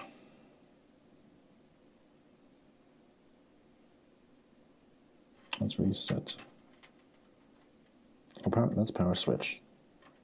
That's power button. Whoops. Okay, so this is, I knew this was over here. I knew it. I knew it. I don't know why I just didn't trust myself. Okay. Power switch. Power switch. By the way, this is all labeled on the motherboard. It's just really hard to see. Reset switch. This is a reset switch. In most cases, they're not coming with a reset switch anymore. It's really needed. All right, power button, and we got the USB 3.0, 3.1, whatever header. It only goes in one way. You just plug it in. It's notched out, so you just plug it in one way. Oh, front audio connector and all that stuff is over here. This needs to be pulled forward. USB. That's not what I want. Front audio first. Front audio is over here. That is the wrong way. By the way, they're keyed one direction, so you really can't mess this up unless you push too hard or something.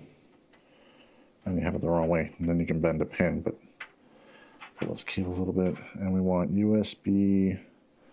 USB is over here, which is always the case. Something is always further than it needs to be.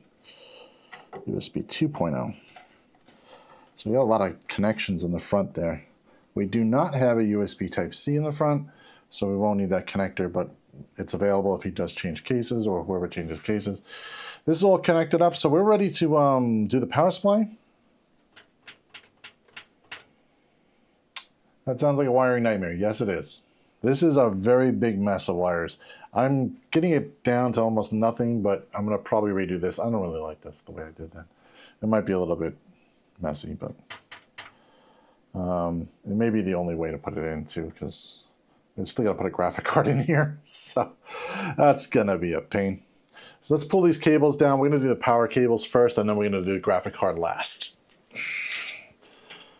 And the reason why we do the graphic card last is because it's not really required to be done first. So it's best to be done last. We're going to put the power supply in. Power supply is just a simple square looking box. We're going to put some four screws into. So I'm going to take this out. Seasonic is nice that they wrap it in a nice little bag, which is not really necessary, but it's nice to have it. I guess I'll put some stuff in that later.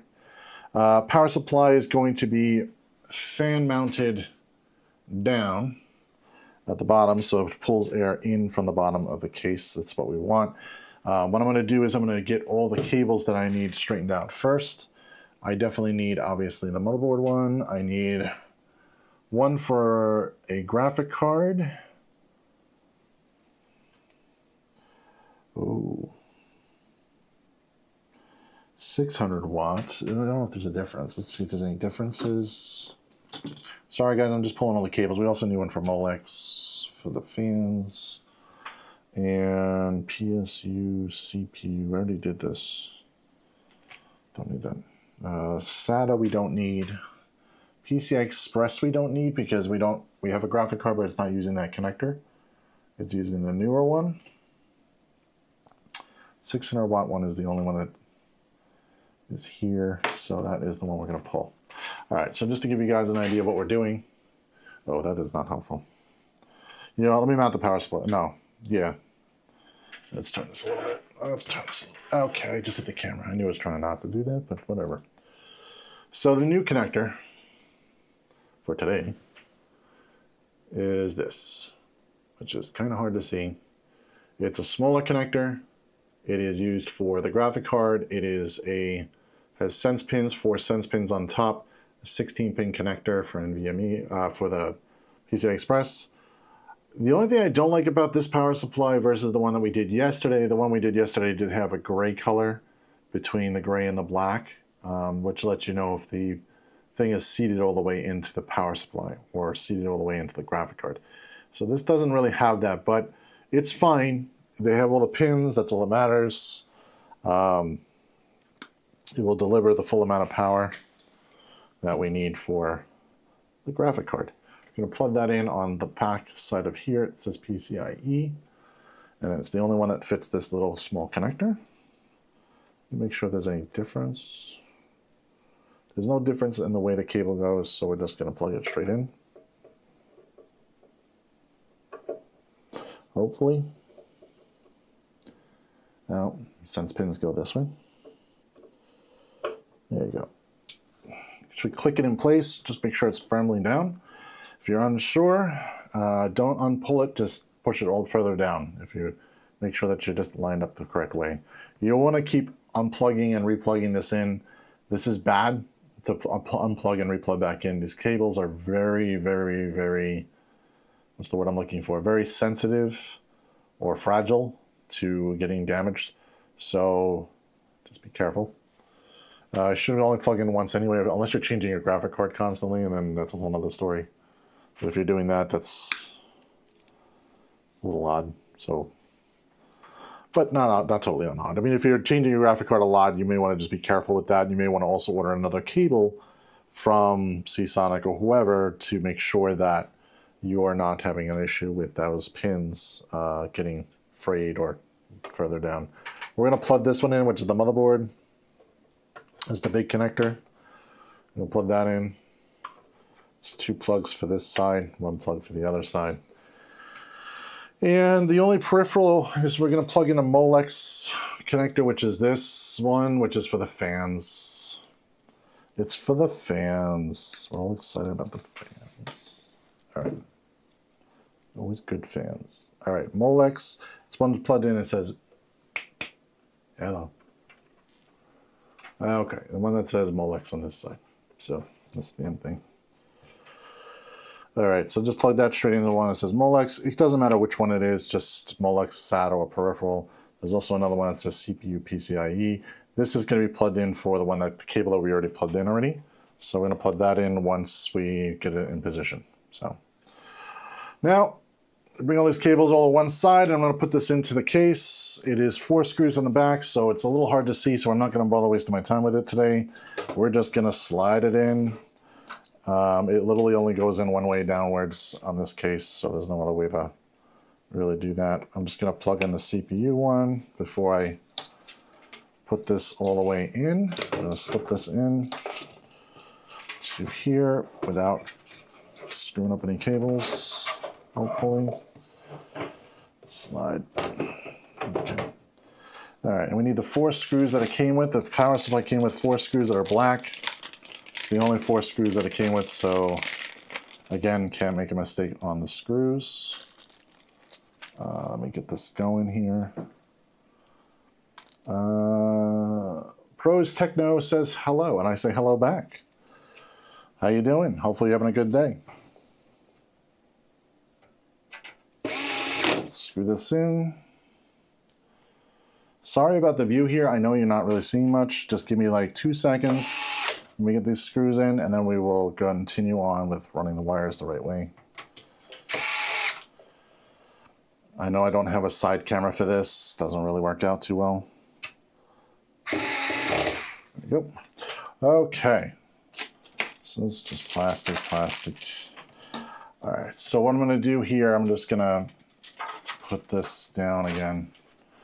Sideways. Ooh, okay. Most of the cables are already run. We already have one up here for the motherboard. First one for the motherboard. This is the bigger one for the other part of the motherboard. So I'm going to take that. I'm going to feed it through, I think, up here, I think is where it is. We will find out in a minute. The Molex connectors are only on the back, so we're just going to leave that dangling for right now. We also have one for the graphic card, which is the newer connector. That's going to come up from, I think, from the bottom, because that's probably going to be the best choice to get to the middle of the card without too much stuff getting in the way. So we're going to do that. We're going to push it up from the bottom. Molex connectors we're not plugging in right now. I'll do that later. That's just the fans. So we will do that. It's only the fans. Haha. Okay. So let's put this around. All right. Alrighty. Wow, that just sounds like a whole bunch of Molex connectors everywhere, right? Okay, so this cable, I'm just going to pull it up a little bit and plug it straight into the board. It is a 25 or 24 6-pin, something like that. Anyway, it really doesn't matter. It's the only biggest one. It's plugged straight in. This is going to be the one for the graphic card, which we still need to do. And yeah, let's get the graphic card in and then place that in the right place. So we got a 5070, regular 5070. I need a knife. This is an ASUS Prime graphic card. It is a 5070, regular non-TI, 12 gigabyte RAM. More than good enough to play like most of the titles out there with no issues. If you want to spend more money, you guys can spend more money on a higher end graphic card. I don't recommend it. It's just like right now for the pricing, it just doesn't make any sense in my opinion. But again, it really depends on your situation and money. So money is a big factor. ASUS, the search for incredible. All right, I'm not going to get into why I think that's funny, but moving on. Let's close this, take this out. Hopefully this fits in the case. I'm just kidding. It should fit in the case with no problem. I hope. It does come with adapter cables. We're not going to need these because we have a power supply that already has this, so you don't need that. But good to hold on to just in case. It also comes with a whatever the hell that is. Put it off to the side. We don't need that. It's just fancy stuff. All right, let me get the box out of here. Oh, this is just going to fit. Barely. This is barely going to fit in here. This is also a 3 fan card. Whoa, look at the size of this thing. It's just barely going to fit in here. We may need an anti-sag bracket. I have some anti-sag brackets around. I'm going to see if I could try to maybe put one in here because I didn't really think about it. It may be a little too long, a little too heavy. This is a like 2 1/4 slot card, a little over. I'm going to take all the plastic crap off of this thing. I don't know why they put so much plastic. why. I think they just love to drive me nuts with plastic. The plastic is so hard to get off. Okay, we're getting it. All right, so we're just gonna peel all that off carefully. Let me pull this. Ah, come on. There you go. This is the worst peel I've ever done. Sorry, guys, it's not as good as other people do it. All right. You also have to take the ones off the fan. Fans. This is a 3-fan card. It's really nice. Really great heatsink on here. Very heavy duty. Oh, back plate. Oh man, there's a peel somewhere. All right, more plastic. I know a lot of people like plastic peels. I can't stand this. Just because I get it. There's no starter area. Really?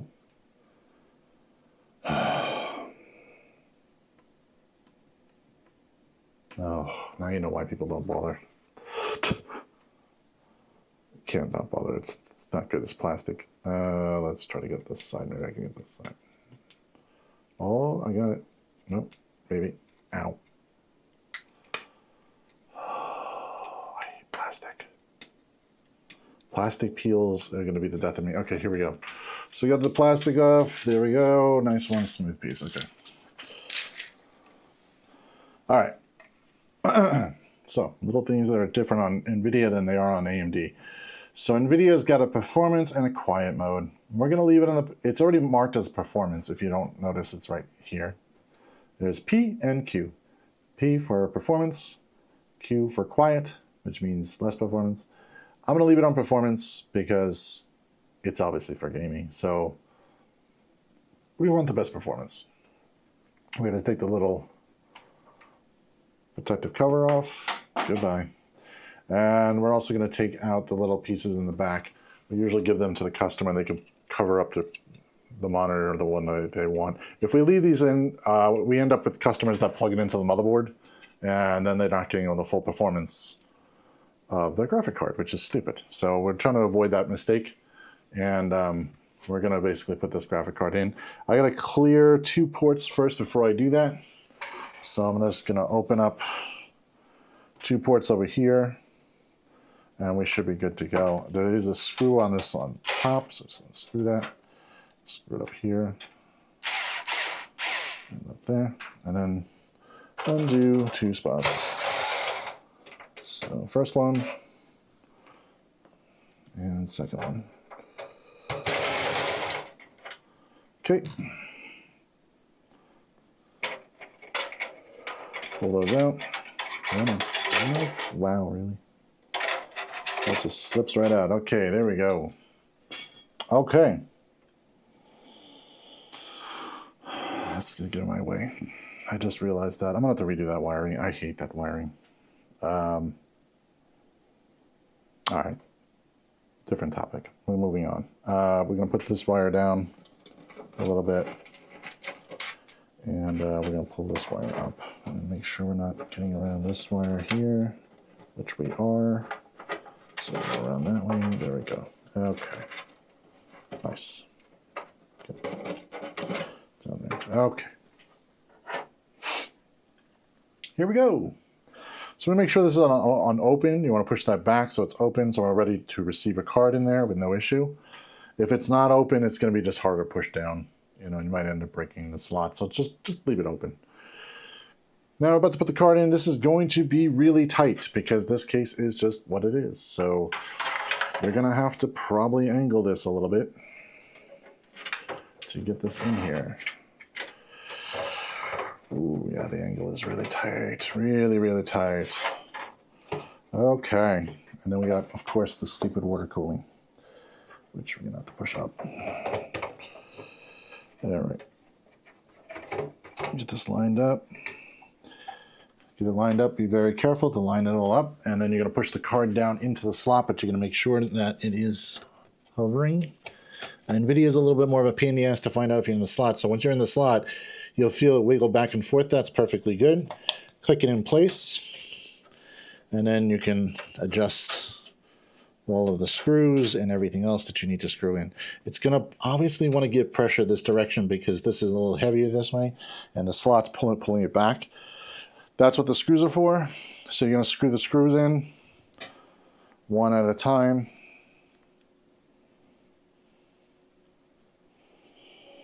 And let's get that in there.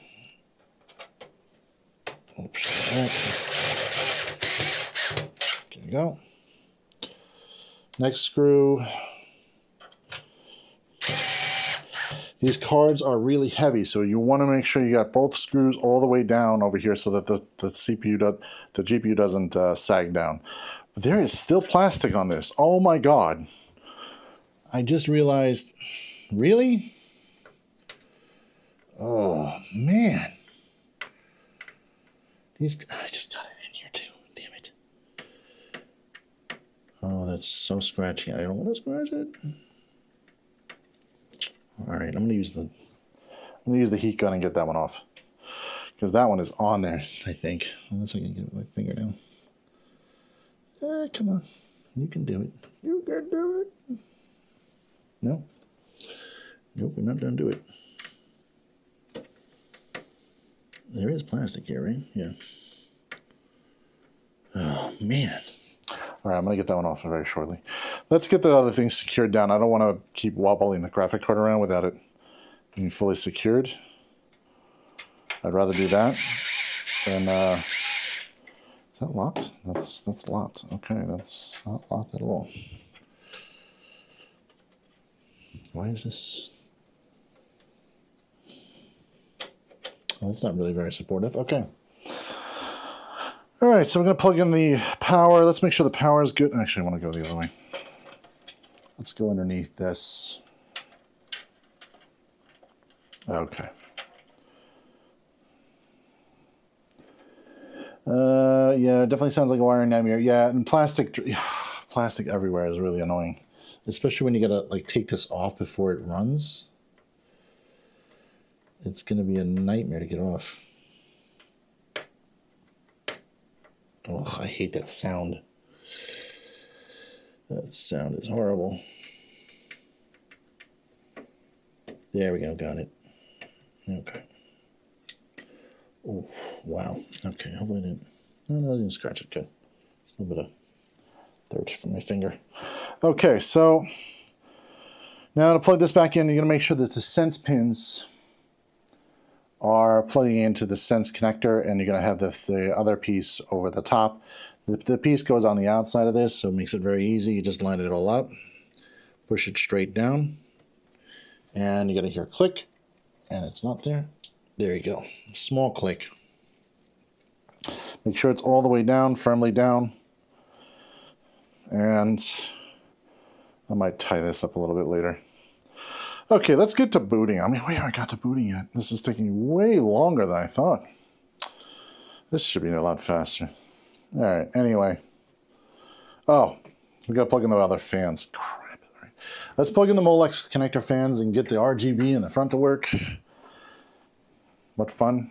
And we'll go from there after that. So let me just flip this around. Oh, in the back.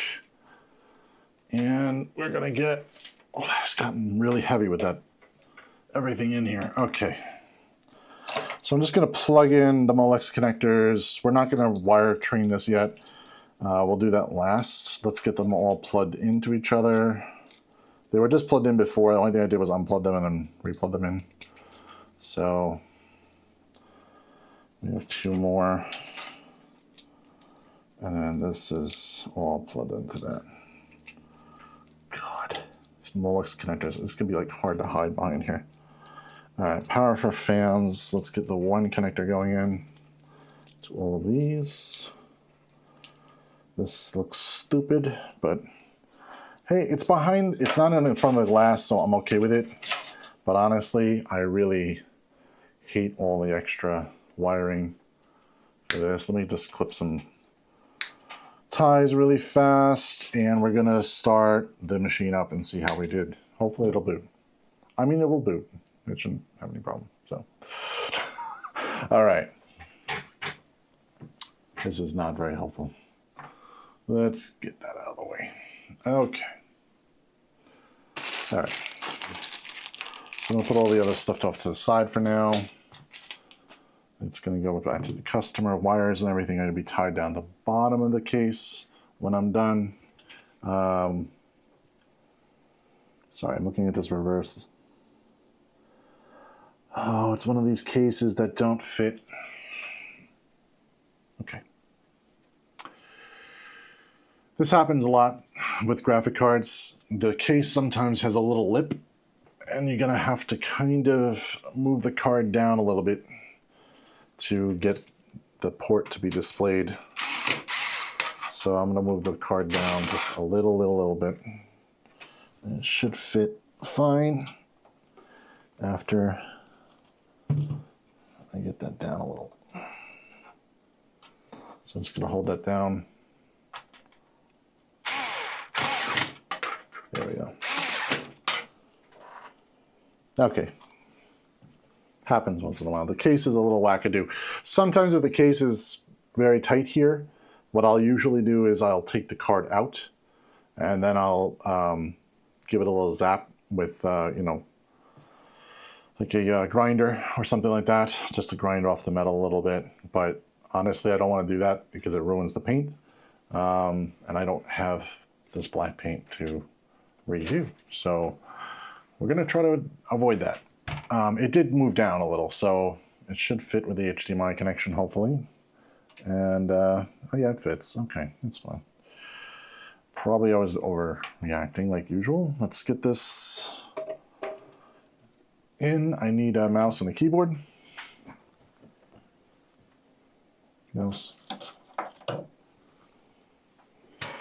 And I'm going to plug the mouse into USB 2.0 plug because it doesn't need anything fast. And same thing for the keyboard, which I did not pull out before. I should have. Stupid studio keyboard. All right. So we got that. Plug in the keyboard. I keep this very basic. I also do not plug in the internet because obviously I want to do a local account. I don't want to do a Microsoft account, so that does help with not having to do that. And let's give it a power test. Plug it in, plugged in. And let's do power. Where the hell is the button? Oh, it's up here. Power's on top. We got a power light, that's always positive. And let's take a look at camera 4 here. Let's flip that over there so we can see if we're booting. The first boot may take a little while. I'm also going to check the colors on this thing, make sure all the colors are lit up, make sure all the fans are definitely running. Fans are definitely running. Some of the fans are running. Some of the fans are not running. The one on the AIO is running with no problem, so we're just going to go with that for right now. It should boot with this, hopefully, if we didn't screw up anything. It may take a little while. It's AMD, so patience. Make sure this is plugged in. Hoping I don't have to do a BIOS update. I might have to do that.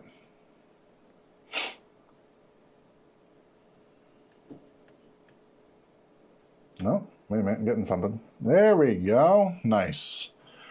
Okay, so it says press Y to reset FTPM. That is normal, so we're just gonna hit yes to reset because we don't have BitLocker installed and we don't have anything installed, so it's fine. We're gonna go back into the BIOS. I have a flash drive somewhere which didn't get buried this time. It says your BIOS has been reset, normal stuff. Do not set any options in your BIOS yet. Update your BIOS first, which is what I'm gonna do. I'm gonna pop the USB flash drive in and we're gonna update the BIOS. So to update the BIOS, I need to take myself off of here so I can see what I'm looking at. Where's QFlash? There's QFlash. QFlash. There we go.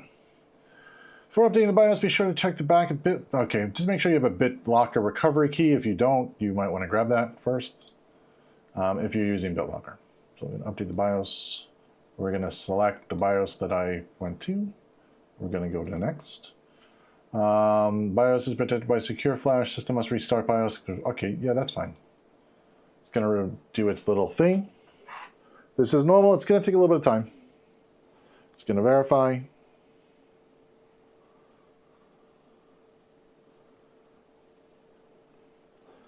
Yeah, boot once. That's funny. Yeah. Well, we're going to be rebooting a lot of times, but yeah, boot once would be at least that's always good to have one boot at least the first time. Ready to reboot. Ready to reboot. Reboot. It's going to power off, power on. It's going to also take another memory training. This is normal. So normal boots are going to, these boots that you're going to get from here are going to be really slow. They're going to be really, really slow. So just be very patient. Wait it out. It's just the way it is. I know most people are not going to be very patient about this, but you got to be very patient here in order for it to fully update. There we go. It's now doing the BIOS flash. So what does it do? It verifies the file to make sure you've got a good file. By the way, do not unplug the USB flash drive during any of this process. Leave it plugged in. Do not mess with it. Do not touch the keyboard. Do not touch the mouse. Just let it do its thing. Just relax and wait for it to be fully complete. Once it's fully complete, it's going to tell you again that it's fully done. So you shouldn't have any problem there. Just wait out. Be very patient. Do not also do this during a thunderstorm. Do not update your BIOS during a thunderstorm. Do not update your BIOS without a UPS battery plugged in. We have, what you don't see here is a UPS battery on the side here that is plugged in for everything over here. So we have a backup battery just in case we lose power. We shouldn't lose power, but you know, PSE&G is wonderful. So for losing power whenever we really don't want it to be losing power. And we're updating the BIOS. After the BIOS is updated, we're going to turn on XMP, well, not XMP, but Expo, because it's AMD. We're going to turn on the Expo settings. We're going to make sure that we have full speed. You know, we're getting the full 6,000. Oh, crap, where did I put it? I think it's 6,200. I think it's 6,200 megatransfers per second. So we make sure that we have the most fullest speed on that, and we're just going to turn off a few options in the BIOS before we boot. Just some install things that I don't really like.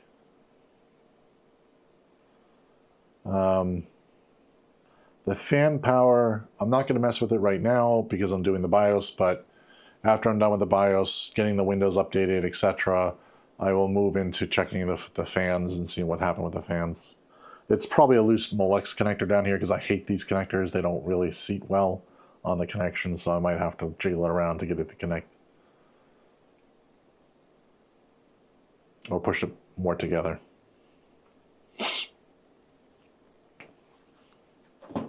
While this is going, I'm just going to clean up a little bit of the office because I got a mess all over my floor. I'm just going to push that over there. Get all that junk out of my way for recycling. We're going to put together the goodie bag for the customer so they have everything together. And then we have some cable ties and some other stuff, so we might just put the rest of the cables are going to be on the bottom piece when I'm done. Either way, since it's a modular power supply, I don't plug everything in. There's no reason to. I only plug in whatever we need, but the wires are specific to this power supply. So you don't want to lose these cables. Obviously the cables that I'm talking about are these. These cables you don't want to lose. So I'm going to tie them all up, put them all underneath in the bottom lower compartment so that they're there ready for if they want to upgrade their system or add something later. They won't have to worry about where my cables are. They're already in the machine. You just clip it, put them in, and then tie them back when you're done. Take what you need, and that's it.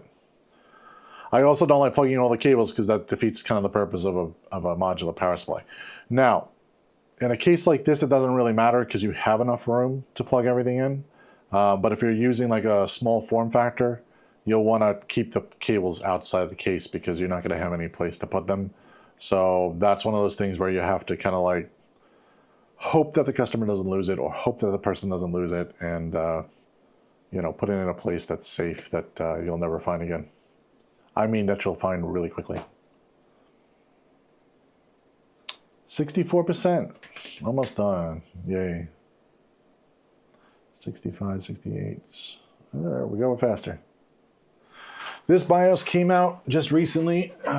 It is the March 11th BIOS. That's not bad. It's the newest M1 available currently as of today. Eventually this will go. It should reboot again. This is normal.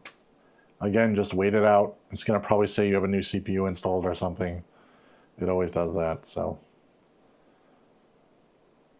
All right, reboot in 5 seconds. I'm just going to click reboot. Reboot. All right. Once that reboots, we're going to go into the BIOS anyway, if it doesn't bring us there. To get to the BIOS, you're just hitting the delete key on the keyboard, just keep tapping it. The fans are ramping up. This is normal. During our reboot, the fans will ramp to like 80 or 90 or 100%, depending upon the situation, how the BIOS is configured.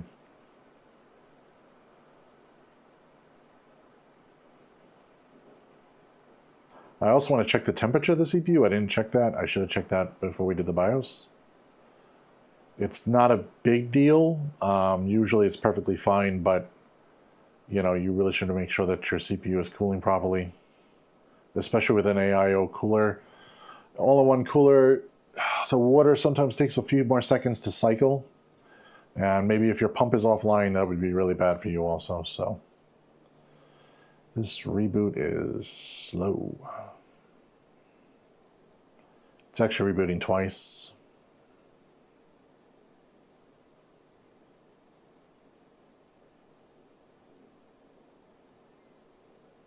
There we go. Okay, so boot failure detected. That's fine because we obviously loaded a new BIOS. Load optimized defaults, then reboot. Enter BIOS. System has experienced a boot failure, possibly due to an incorrect BIOS configuration. That is fine. So I'm going to just load optimized defaults and reboot just so that we're on the nose optimized. I want to do a reboot though because I want to go back to the BIOS for other setting changes. But I do want it on the defaults because it's just easier to set everything else up.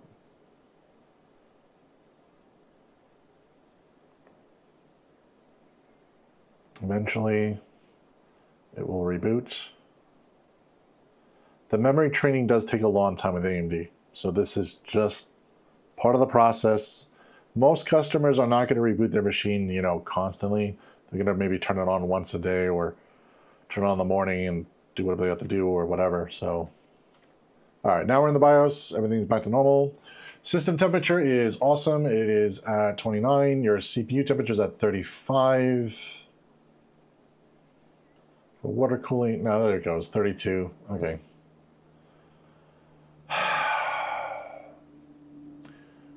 I'm gonna probably set some other settings here. Let's do function F7. Sorry, I'm looking over the case. Nope, that's not default. I want advanced. Where's advanced? I'll turn myself off here so I can see. Okay, load favorites, no. Isn't it F7? Oh, advanced mode. It's at the top. Okay, so in here, we're just going to go down to the Expo settings. We're going to turn on Expo 1. So it's on DDR5 6400. Now I should have kept the RAM thing because I don't remember what it was. If it was 6400, I'm pretty sure it is 6400.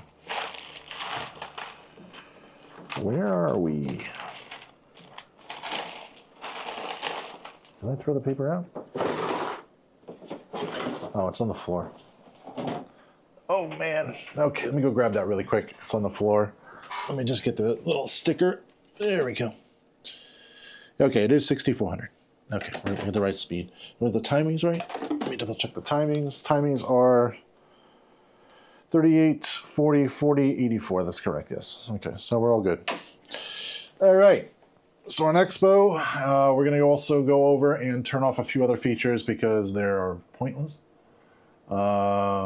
Which that is not here.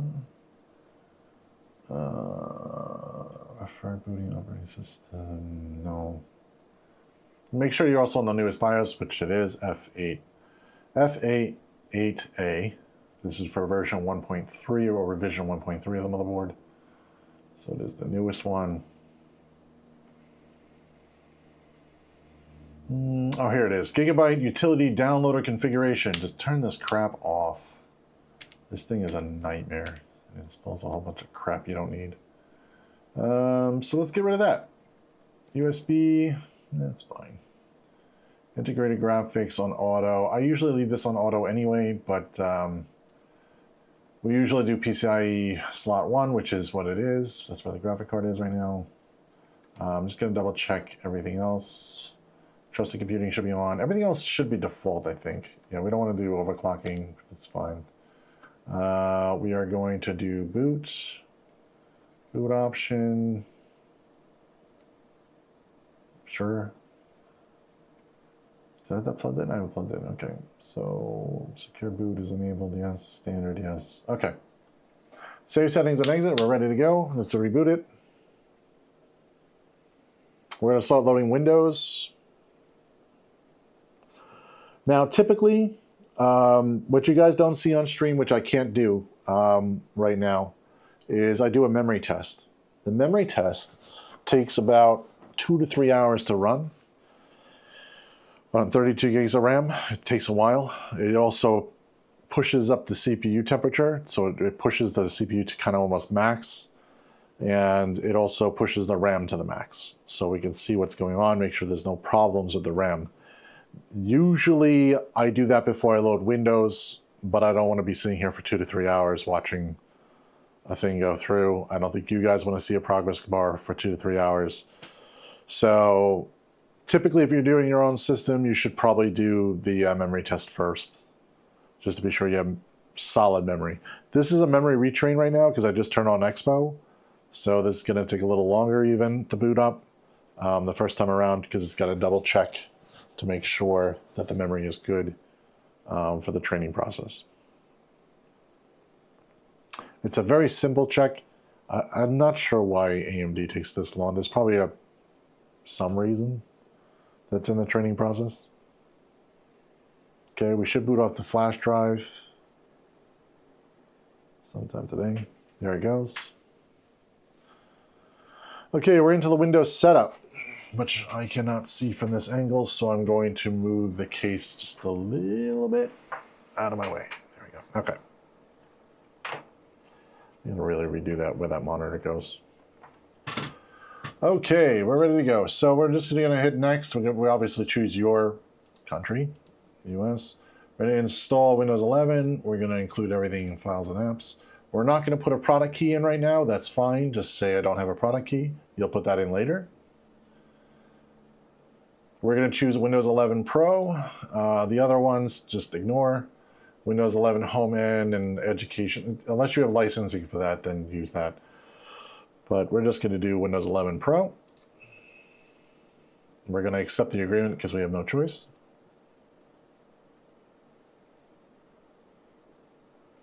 You're going to choose the hard drive. The hard drive in this case is a 1 terabyte drive.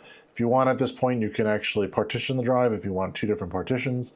In this case, most people just choose full drive space. Make the C drive as large as possible.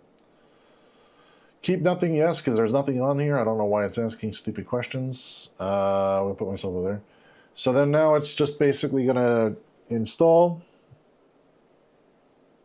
It takes its time. It shouldn't be too long. It should be pretty quick. Once this is installed, I'm going to then plug in the Ethernet adapter once everything is ready after I get past the one-time setup, or in other words, the out-of-box experience. Once I'm out of the out-of-box experience, then we can plug in the Ethernet adapter and go through all the rest.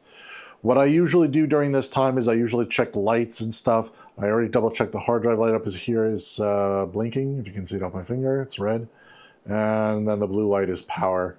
The reset and power button obviously are working, no problem. I did push that button before just to see if it worked. USB, I will test all of these USB ports once I get into the operating system.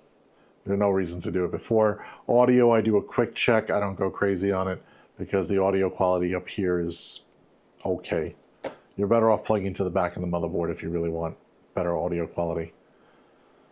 I just make sure that they detect something when you plug it in, just to make sure that all the wires are connected correctly. That's all I really go for. USB, I double check the speeds. I make sure that the 3.0 is working at 3.0. I make sure 2.0 is working at 2.0 speeds. We do a quick test to make sure. We do a file copy test to make sure it works. Fans I'll figure out. I think that's just a loose connector. I don't want to do that right while we're loading everything. We'll worry about that once we get to into Windows and I just shut it down. I'll reconnect it up again. I have a feeling I just probably didn't plug in all the connectors right all the way up. Molex is a pain because the reason why that connector is old and not used really very often is because the pins have to line up perfectly in order for them to work and power on. Also, the amount of power that draws is very little compared to like everything else that's in the system. So I don't understand why they used cheap connectors, but I kind of do. I mean, they're free fans. I don't know what do you expect for free fans, so, you know. They may not even be needed, honestly. But I'm going to plug them in, have them working, because we'll see how noisy they are. If I can't ramp them down, then we're better off leaving them on, you know, not connected at that point, because it might be just more noise than it's really worth. All right, we're rebooting. During this whole process, leave the USB flash drive in because it will access that drive once in a while for all that data.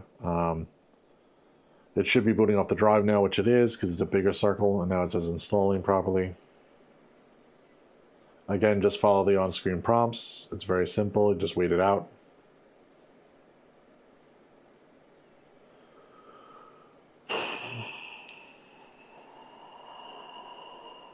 Come on.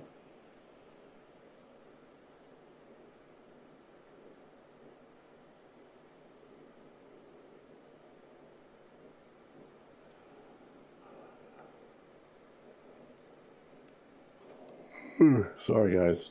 This is not exciting. Sorry, it's like just watching a progress bar, really. At least they give you a percentage.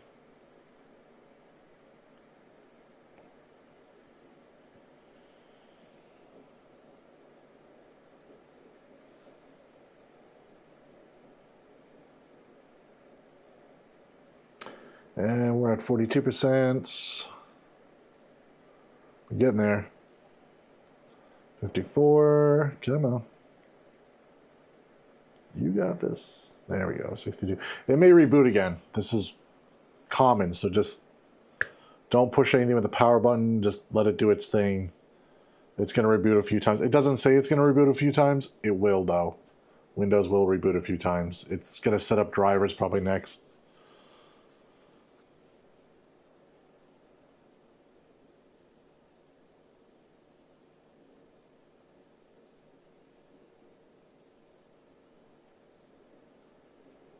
All right. Just a moment. A few moments ago. Come on.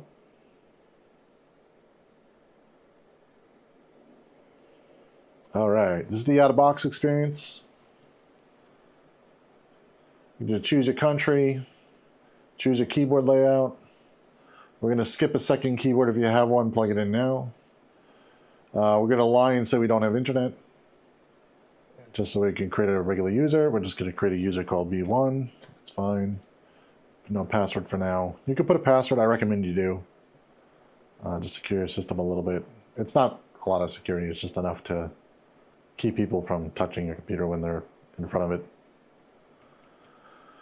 Getting things ready for you. Probably loading a bunch of bloatware. This may take a few minutes. Do not turn off your computer. Common sense.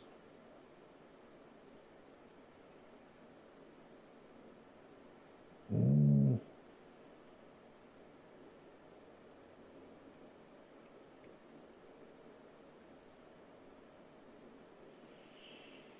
could sing for us. I don't sing for anybody. I'm not a singer. It'll be bad. You guys will all leave.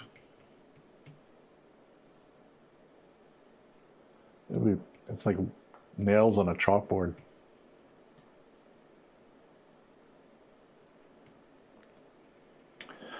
This setup usually takes about the same amount of time with every system. It's not really about speed. It's just going to take the same amount of time to load the first time. So unless you have a really, really slow computer, that's a different story. I like to do the date and time first. Date, time. Just get the proper time zone right off the bat. Eastern time. It's not going to be right until I plug the computer into the internet. It's going to resync. I don't want to do that right now. I want to get the drivers done first. So we're going to just do, I have already the drivers loaded in the B1 folder. I'm going to cut that, put it over to the main C drive. There it goes. All the drivers. We're going to do all the other drivers except for the NVIDIA driver. The NVIDIA driver requires the internet, so we're going to extract everything else first. We're going to do the chipset, everything else that we can do until we get there. Just hit run. It's not going to be able to verify the file because it's obviously not connected to the network. We're going to extract again, Realtek. We're going to run it. It's going to say in the same garbage, just hit run. And approve. If you want, you could do one at a time. I like to just kind of do everything.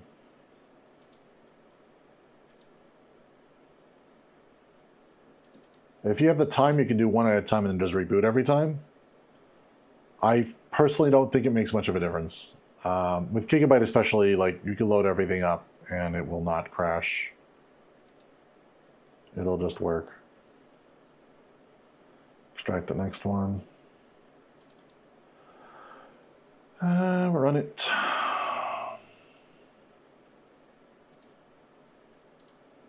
Wi-Fi. Next one. That's still going. That's still going. Extract. Wi-Fi. When we do our tests, we also test the Ethernet adapter, make sure it runs at 2.5 gigabit per second or whatever, speed it could go at. Wi-Fi, we also do the same thing. We do a Wi-Fi test. We make sure that the Wi-Fi is working and able to connect to a Wi-Fi network. We're going to let this go. It's almost done. Yeah, that's fine. Close. Good to go. Just going to unpin this garbage.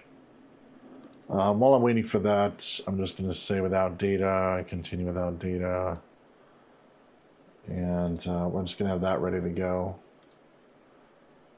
That is fine. Okay.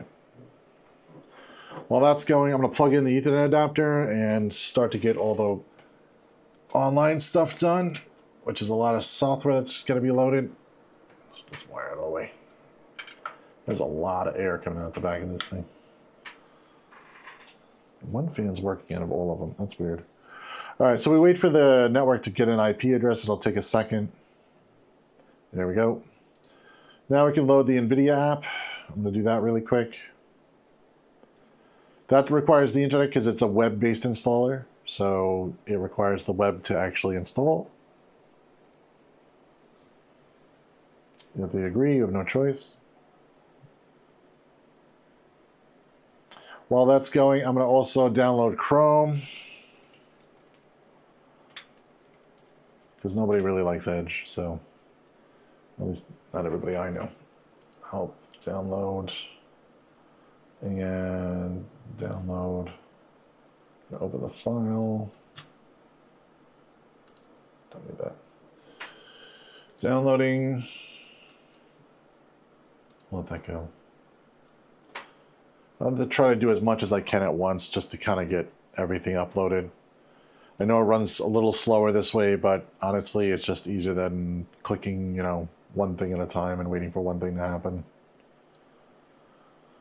We're going to get the newest NVIDIA driver. That's what it's downloading right now pretty quickly. We're at 26 megabytes per second. That's not too bad. Let's go. Not going to sign in. We're going to set as default. Yes. We're going to set this as the default browser. Yes, we're going to pin it. No, we're going to unpin this. We're going to unpin Copilot. Does anybody actually use Copilot? I don't think I know anybody, including businesses. They do not use Copilot. I feel like it doesn't really do anything. Or it's just useless. All right, we're searching display drivers. That's fine. Okay, while that's going, we're also going to do Windows updates because I'm very impatient. Probably should do this at the same time. But it's okay. I'm only doing the graphic card driver. Should go. There's going to be a bunch of patches and updates. I mean, this is on 25H2. It doesn't, version 25H2 of Windows 11. It is the newest. It just, there's been some patches since that release. So these will just go in. I also like to check advanced. Also, not here advanced? Advanced. It's advanced. Driver updates. There's a network card driver. I'm going to leave that because I already installed the network card driver. So I don't need a different one.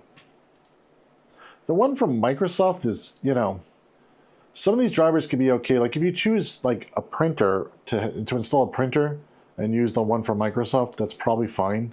You may just not have all the features. Probably won't use half the features, but every other driver, like the Intel, like the network card driver and stuff like that, I always recommend getting the one from the motherboard manufacturer because for whatever reason, the one from Microsoft is slower or has problems and has glitchy issues. So I'd rather not do that. I would rather just leave it, simple. Let's say dismiss all this garbage. We don't need any of that stuff. Okay. That's still installing, and we're going to do the graphic card. Graphic card's going in. It's going to flicker, so we're going to get a little black screen for a second. That is perfectly normal. You also want to make sure you install the NVIDIA app so you get the most newest updated driver constantly. If you are a person that can trust yourself to update the graphic card driver on your own, then you don't need the NVIDIA app. You can just load the driver right from the website. But I don't recommend that unless you know what you're doing. This way is the easiest way. It just does it for you in the background, and it'll tell you when there's an update. It won't update on its own. You'll still have to push it. But at least it'll tell you there's an update, and you can just run it and install it when you're ready. You don't have to install it all the time. You can just wait off if you found one driver to be more reliable than another. All right, we're going. We're down to the last install portion. I'm just going to run our bloatware removal. We're going to run Windows PowerShell. We're going to run as administrator. We have a script just to remove all the crap software. So we're just going to use that.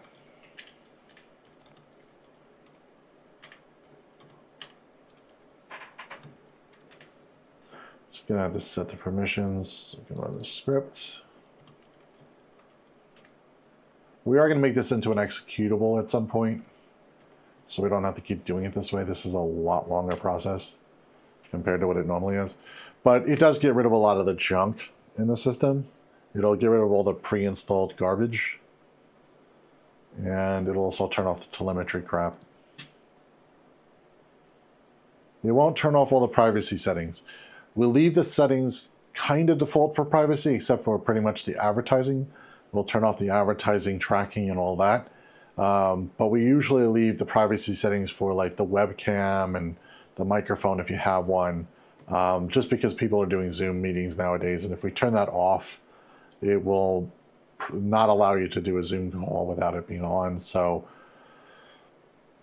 just a little word of advice though, if you do have a webcam, just unplug it if you're not using it. If it's part of a laptop, just make sure you get a privacy filter. And then maybe set the settings in the operating system also to not allow it to work unless you absolutely need it. Or if you buy a laptop from us, you could also request to have the camera removed. We do removals of cameras on the laptops just in case people don't want them. A lot of businesses actually don't want them. They'll want the microphone, but they don't want the camera. So what we'll do is we'll either disable the camera within software, or we could take apart the laptop and just take the camera portion out and leave the microphones put in. So it depends on the situation.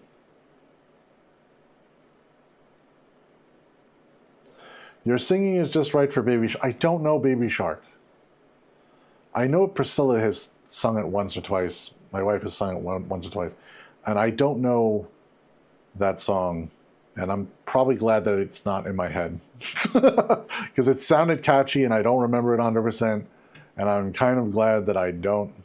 So I'm not going to play it back. And no, it's going to be stuck in my head and I'm going to be singing that all the time. No, thank you. I don't want that type of addiction in my mind. All right, so this is just installing. We're at this point, we're going to reboot, and then we're going to run tests. The tests take a long time. What we usually do for the tests, let me go back to this. What we usually do for the tests is basically we will install the operating system, make sure we have all the newest drivers, and then we run a few different tests. First of all, memory. Memory is very important. We'll make sure the memory is running good. If the memory fails, we will need to return the memory and then get new memory before we can continue forward, because it's pointless to run a test that's not on stable ground. If the memory passes, then we run another test. We run basically the graphic card test. We're going to run probably a few benchmarking tools just to make sure that it's pushing it to the limits, and that we're making sure that the graphic card is not failing in any way or having some weird stuff happen. It has to fall between a certain benchmark to be passing, and usually there's a pretty wide range there because, you know, chip lottery is going to definitely show a little bit of a variance. Not too much of a variance to the point of like something not working right. If there's something not working right, we would recommend that we pull the graphic card, put a new graphic card in. Especially if it's brand new. We want to make sure that these tests are working 100% before we give it to the customer. We also do a CPU test as well, just to give it a little extra oomph and make sure the fans kick on at the right speed, check the fan curves, check the temperatures inside and outside of the case, as well as the CPU temperatures. We do not load any of the RGB software. We let that be up to the customer if they want to load that, because it does consume a decent amount of memory for that. Especially for most people are going to be fine with the rainbow colors or just a static color, and they're going to set it once and then forget it. So that's about it. After that, we basically give it to the customer. They're all happy and they're ready to go. We also load their software, any software that they want, if they request any. If it's a business program, like a business computer, most likely there's a lot more software to load. If it's just a regular gaming software, we don't load like Steam and stuff. That's so easy to load. It takes 2 seconds, and unless they want it preloaded, but we won't log in for them. Obviously, we won't ask for that information. That's about it, guys. This is it. There's not much to it. I mean, it's still loading up here. That's going to take forever. Oh, it's not restart. Okay, we'll hit restart now. But yeah, this has been a gaming build. I'm Brian from Boot Once, and this is the full stream. This is basically it. That's the full build. We're basically going to close everything up by tying up all the wires and then doing another few tests, and that's about it. Everything else is very simple. I don't want to keep you guys here for that. That's kind of boring. But yeah, we will have, we don't have another live stream coming up right now, but we will have some videos coming out for TrueNAS, and as well as some for some other business applications that we're going to be looking at for some other things. So stay tuned if you want that. If you're interested in that, we will also probably might post these benchmarks. I don't know. I'm not sure if everybody's interested in that stuff. Let me know in the comments below if you guys are actually interested in the actual benchmarks, because we do write them down. So it's not that big of a deal. We could just put them out there, but I don't know if people are interested in that or not. So let me know. Till next time, I'll see you guys soon. Have a great day.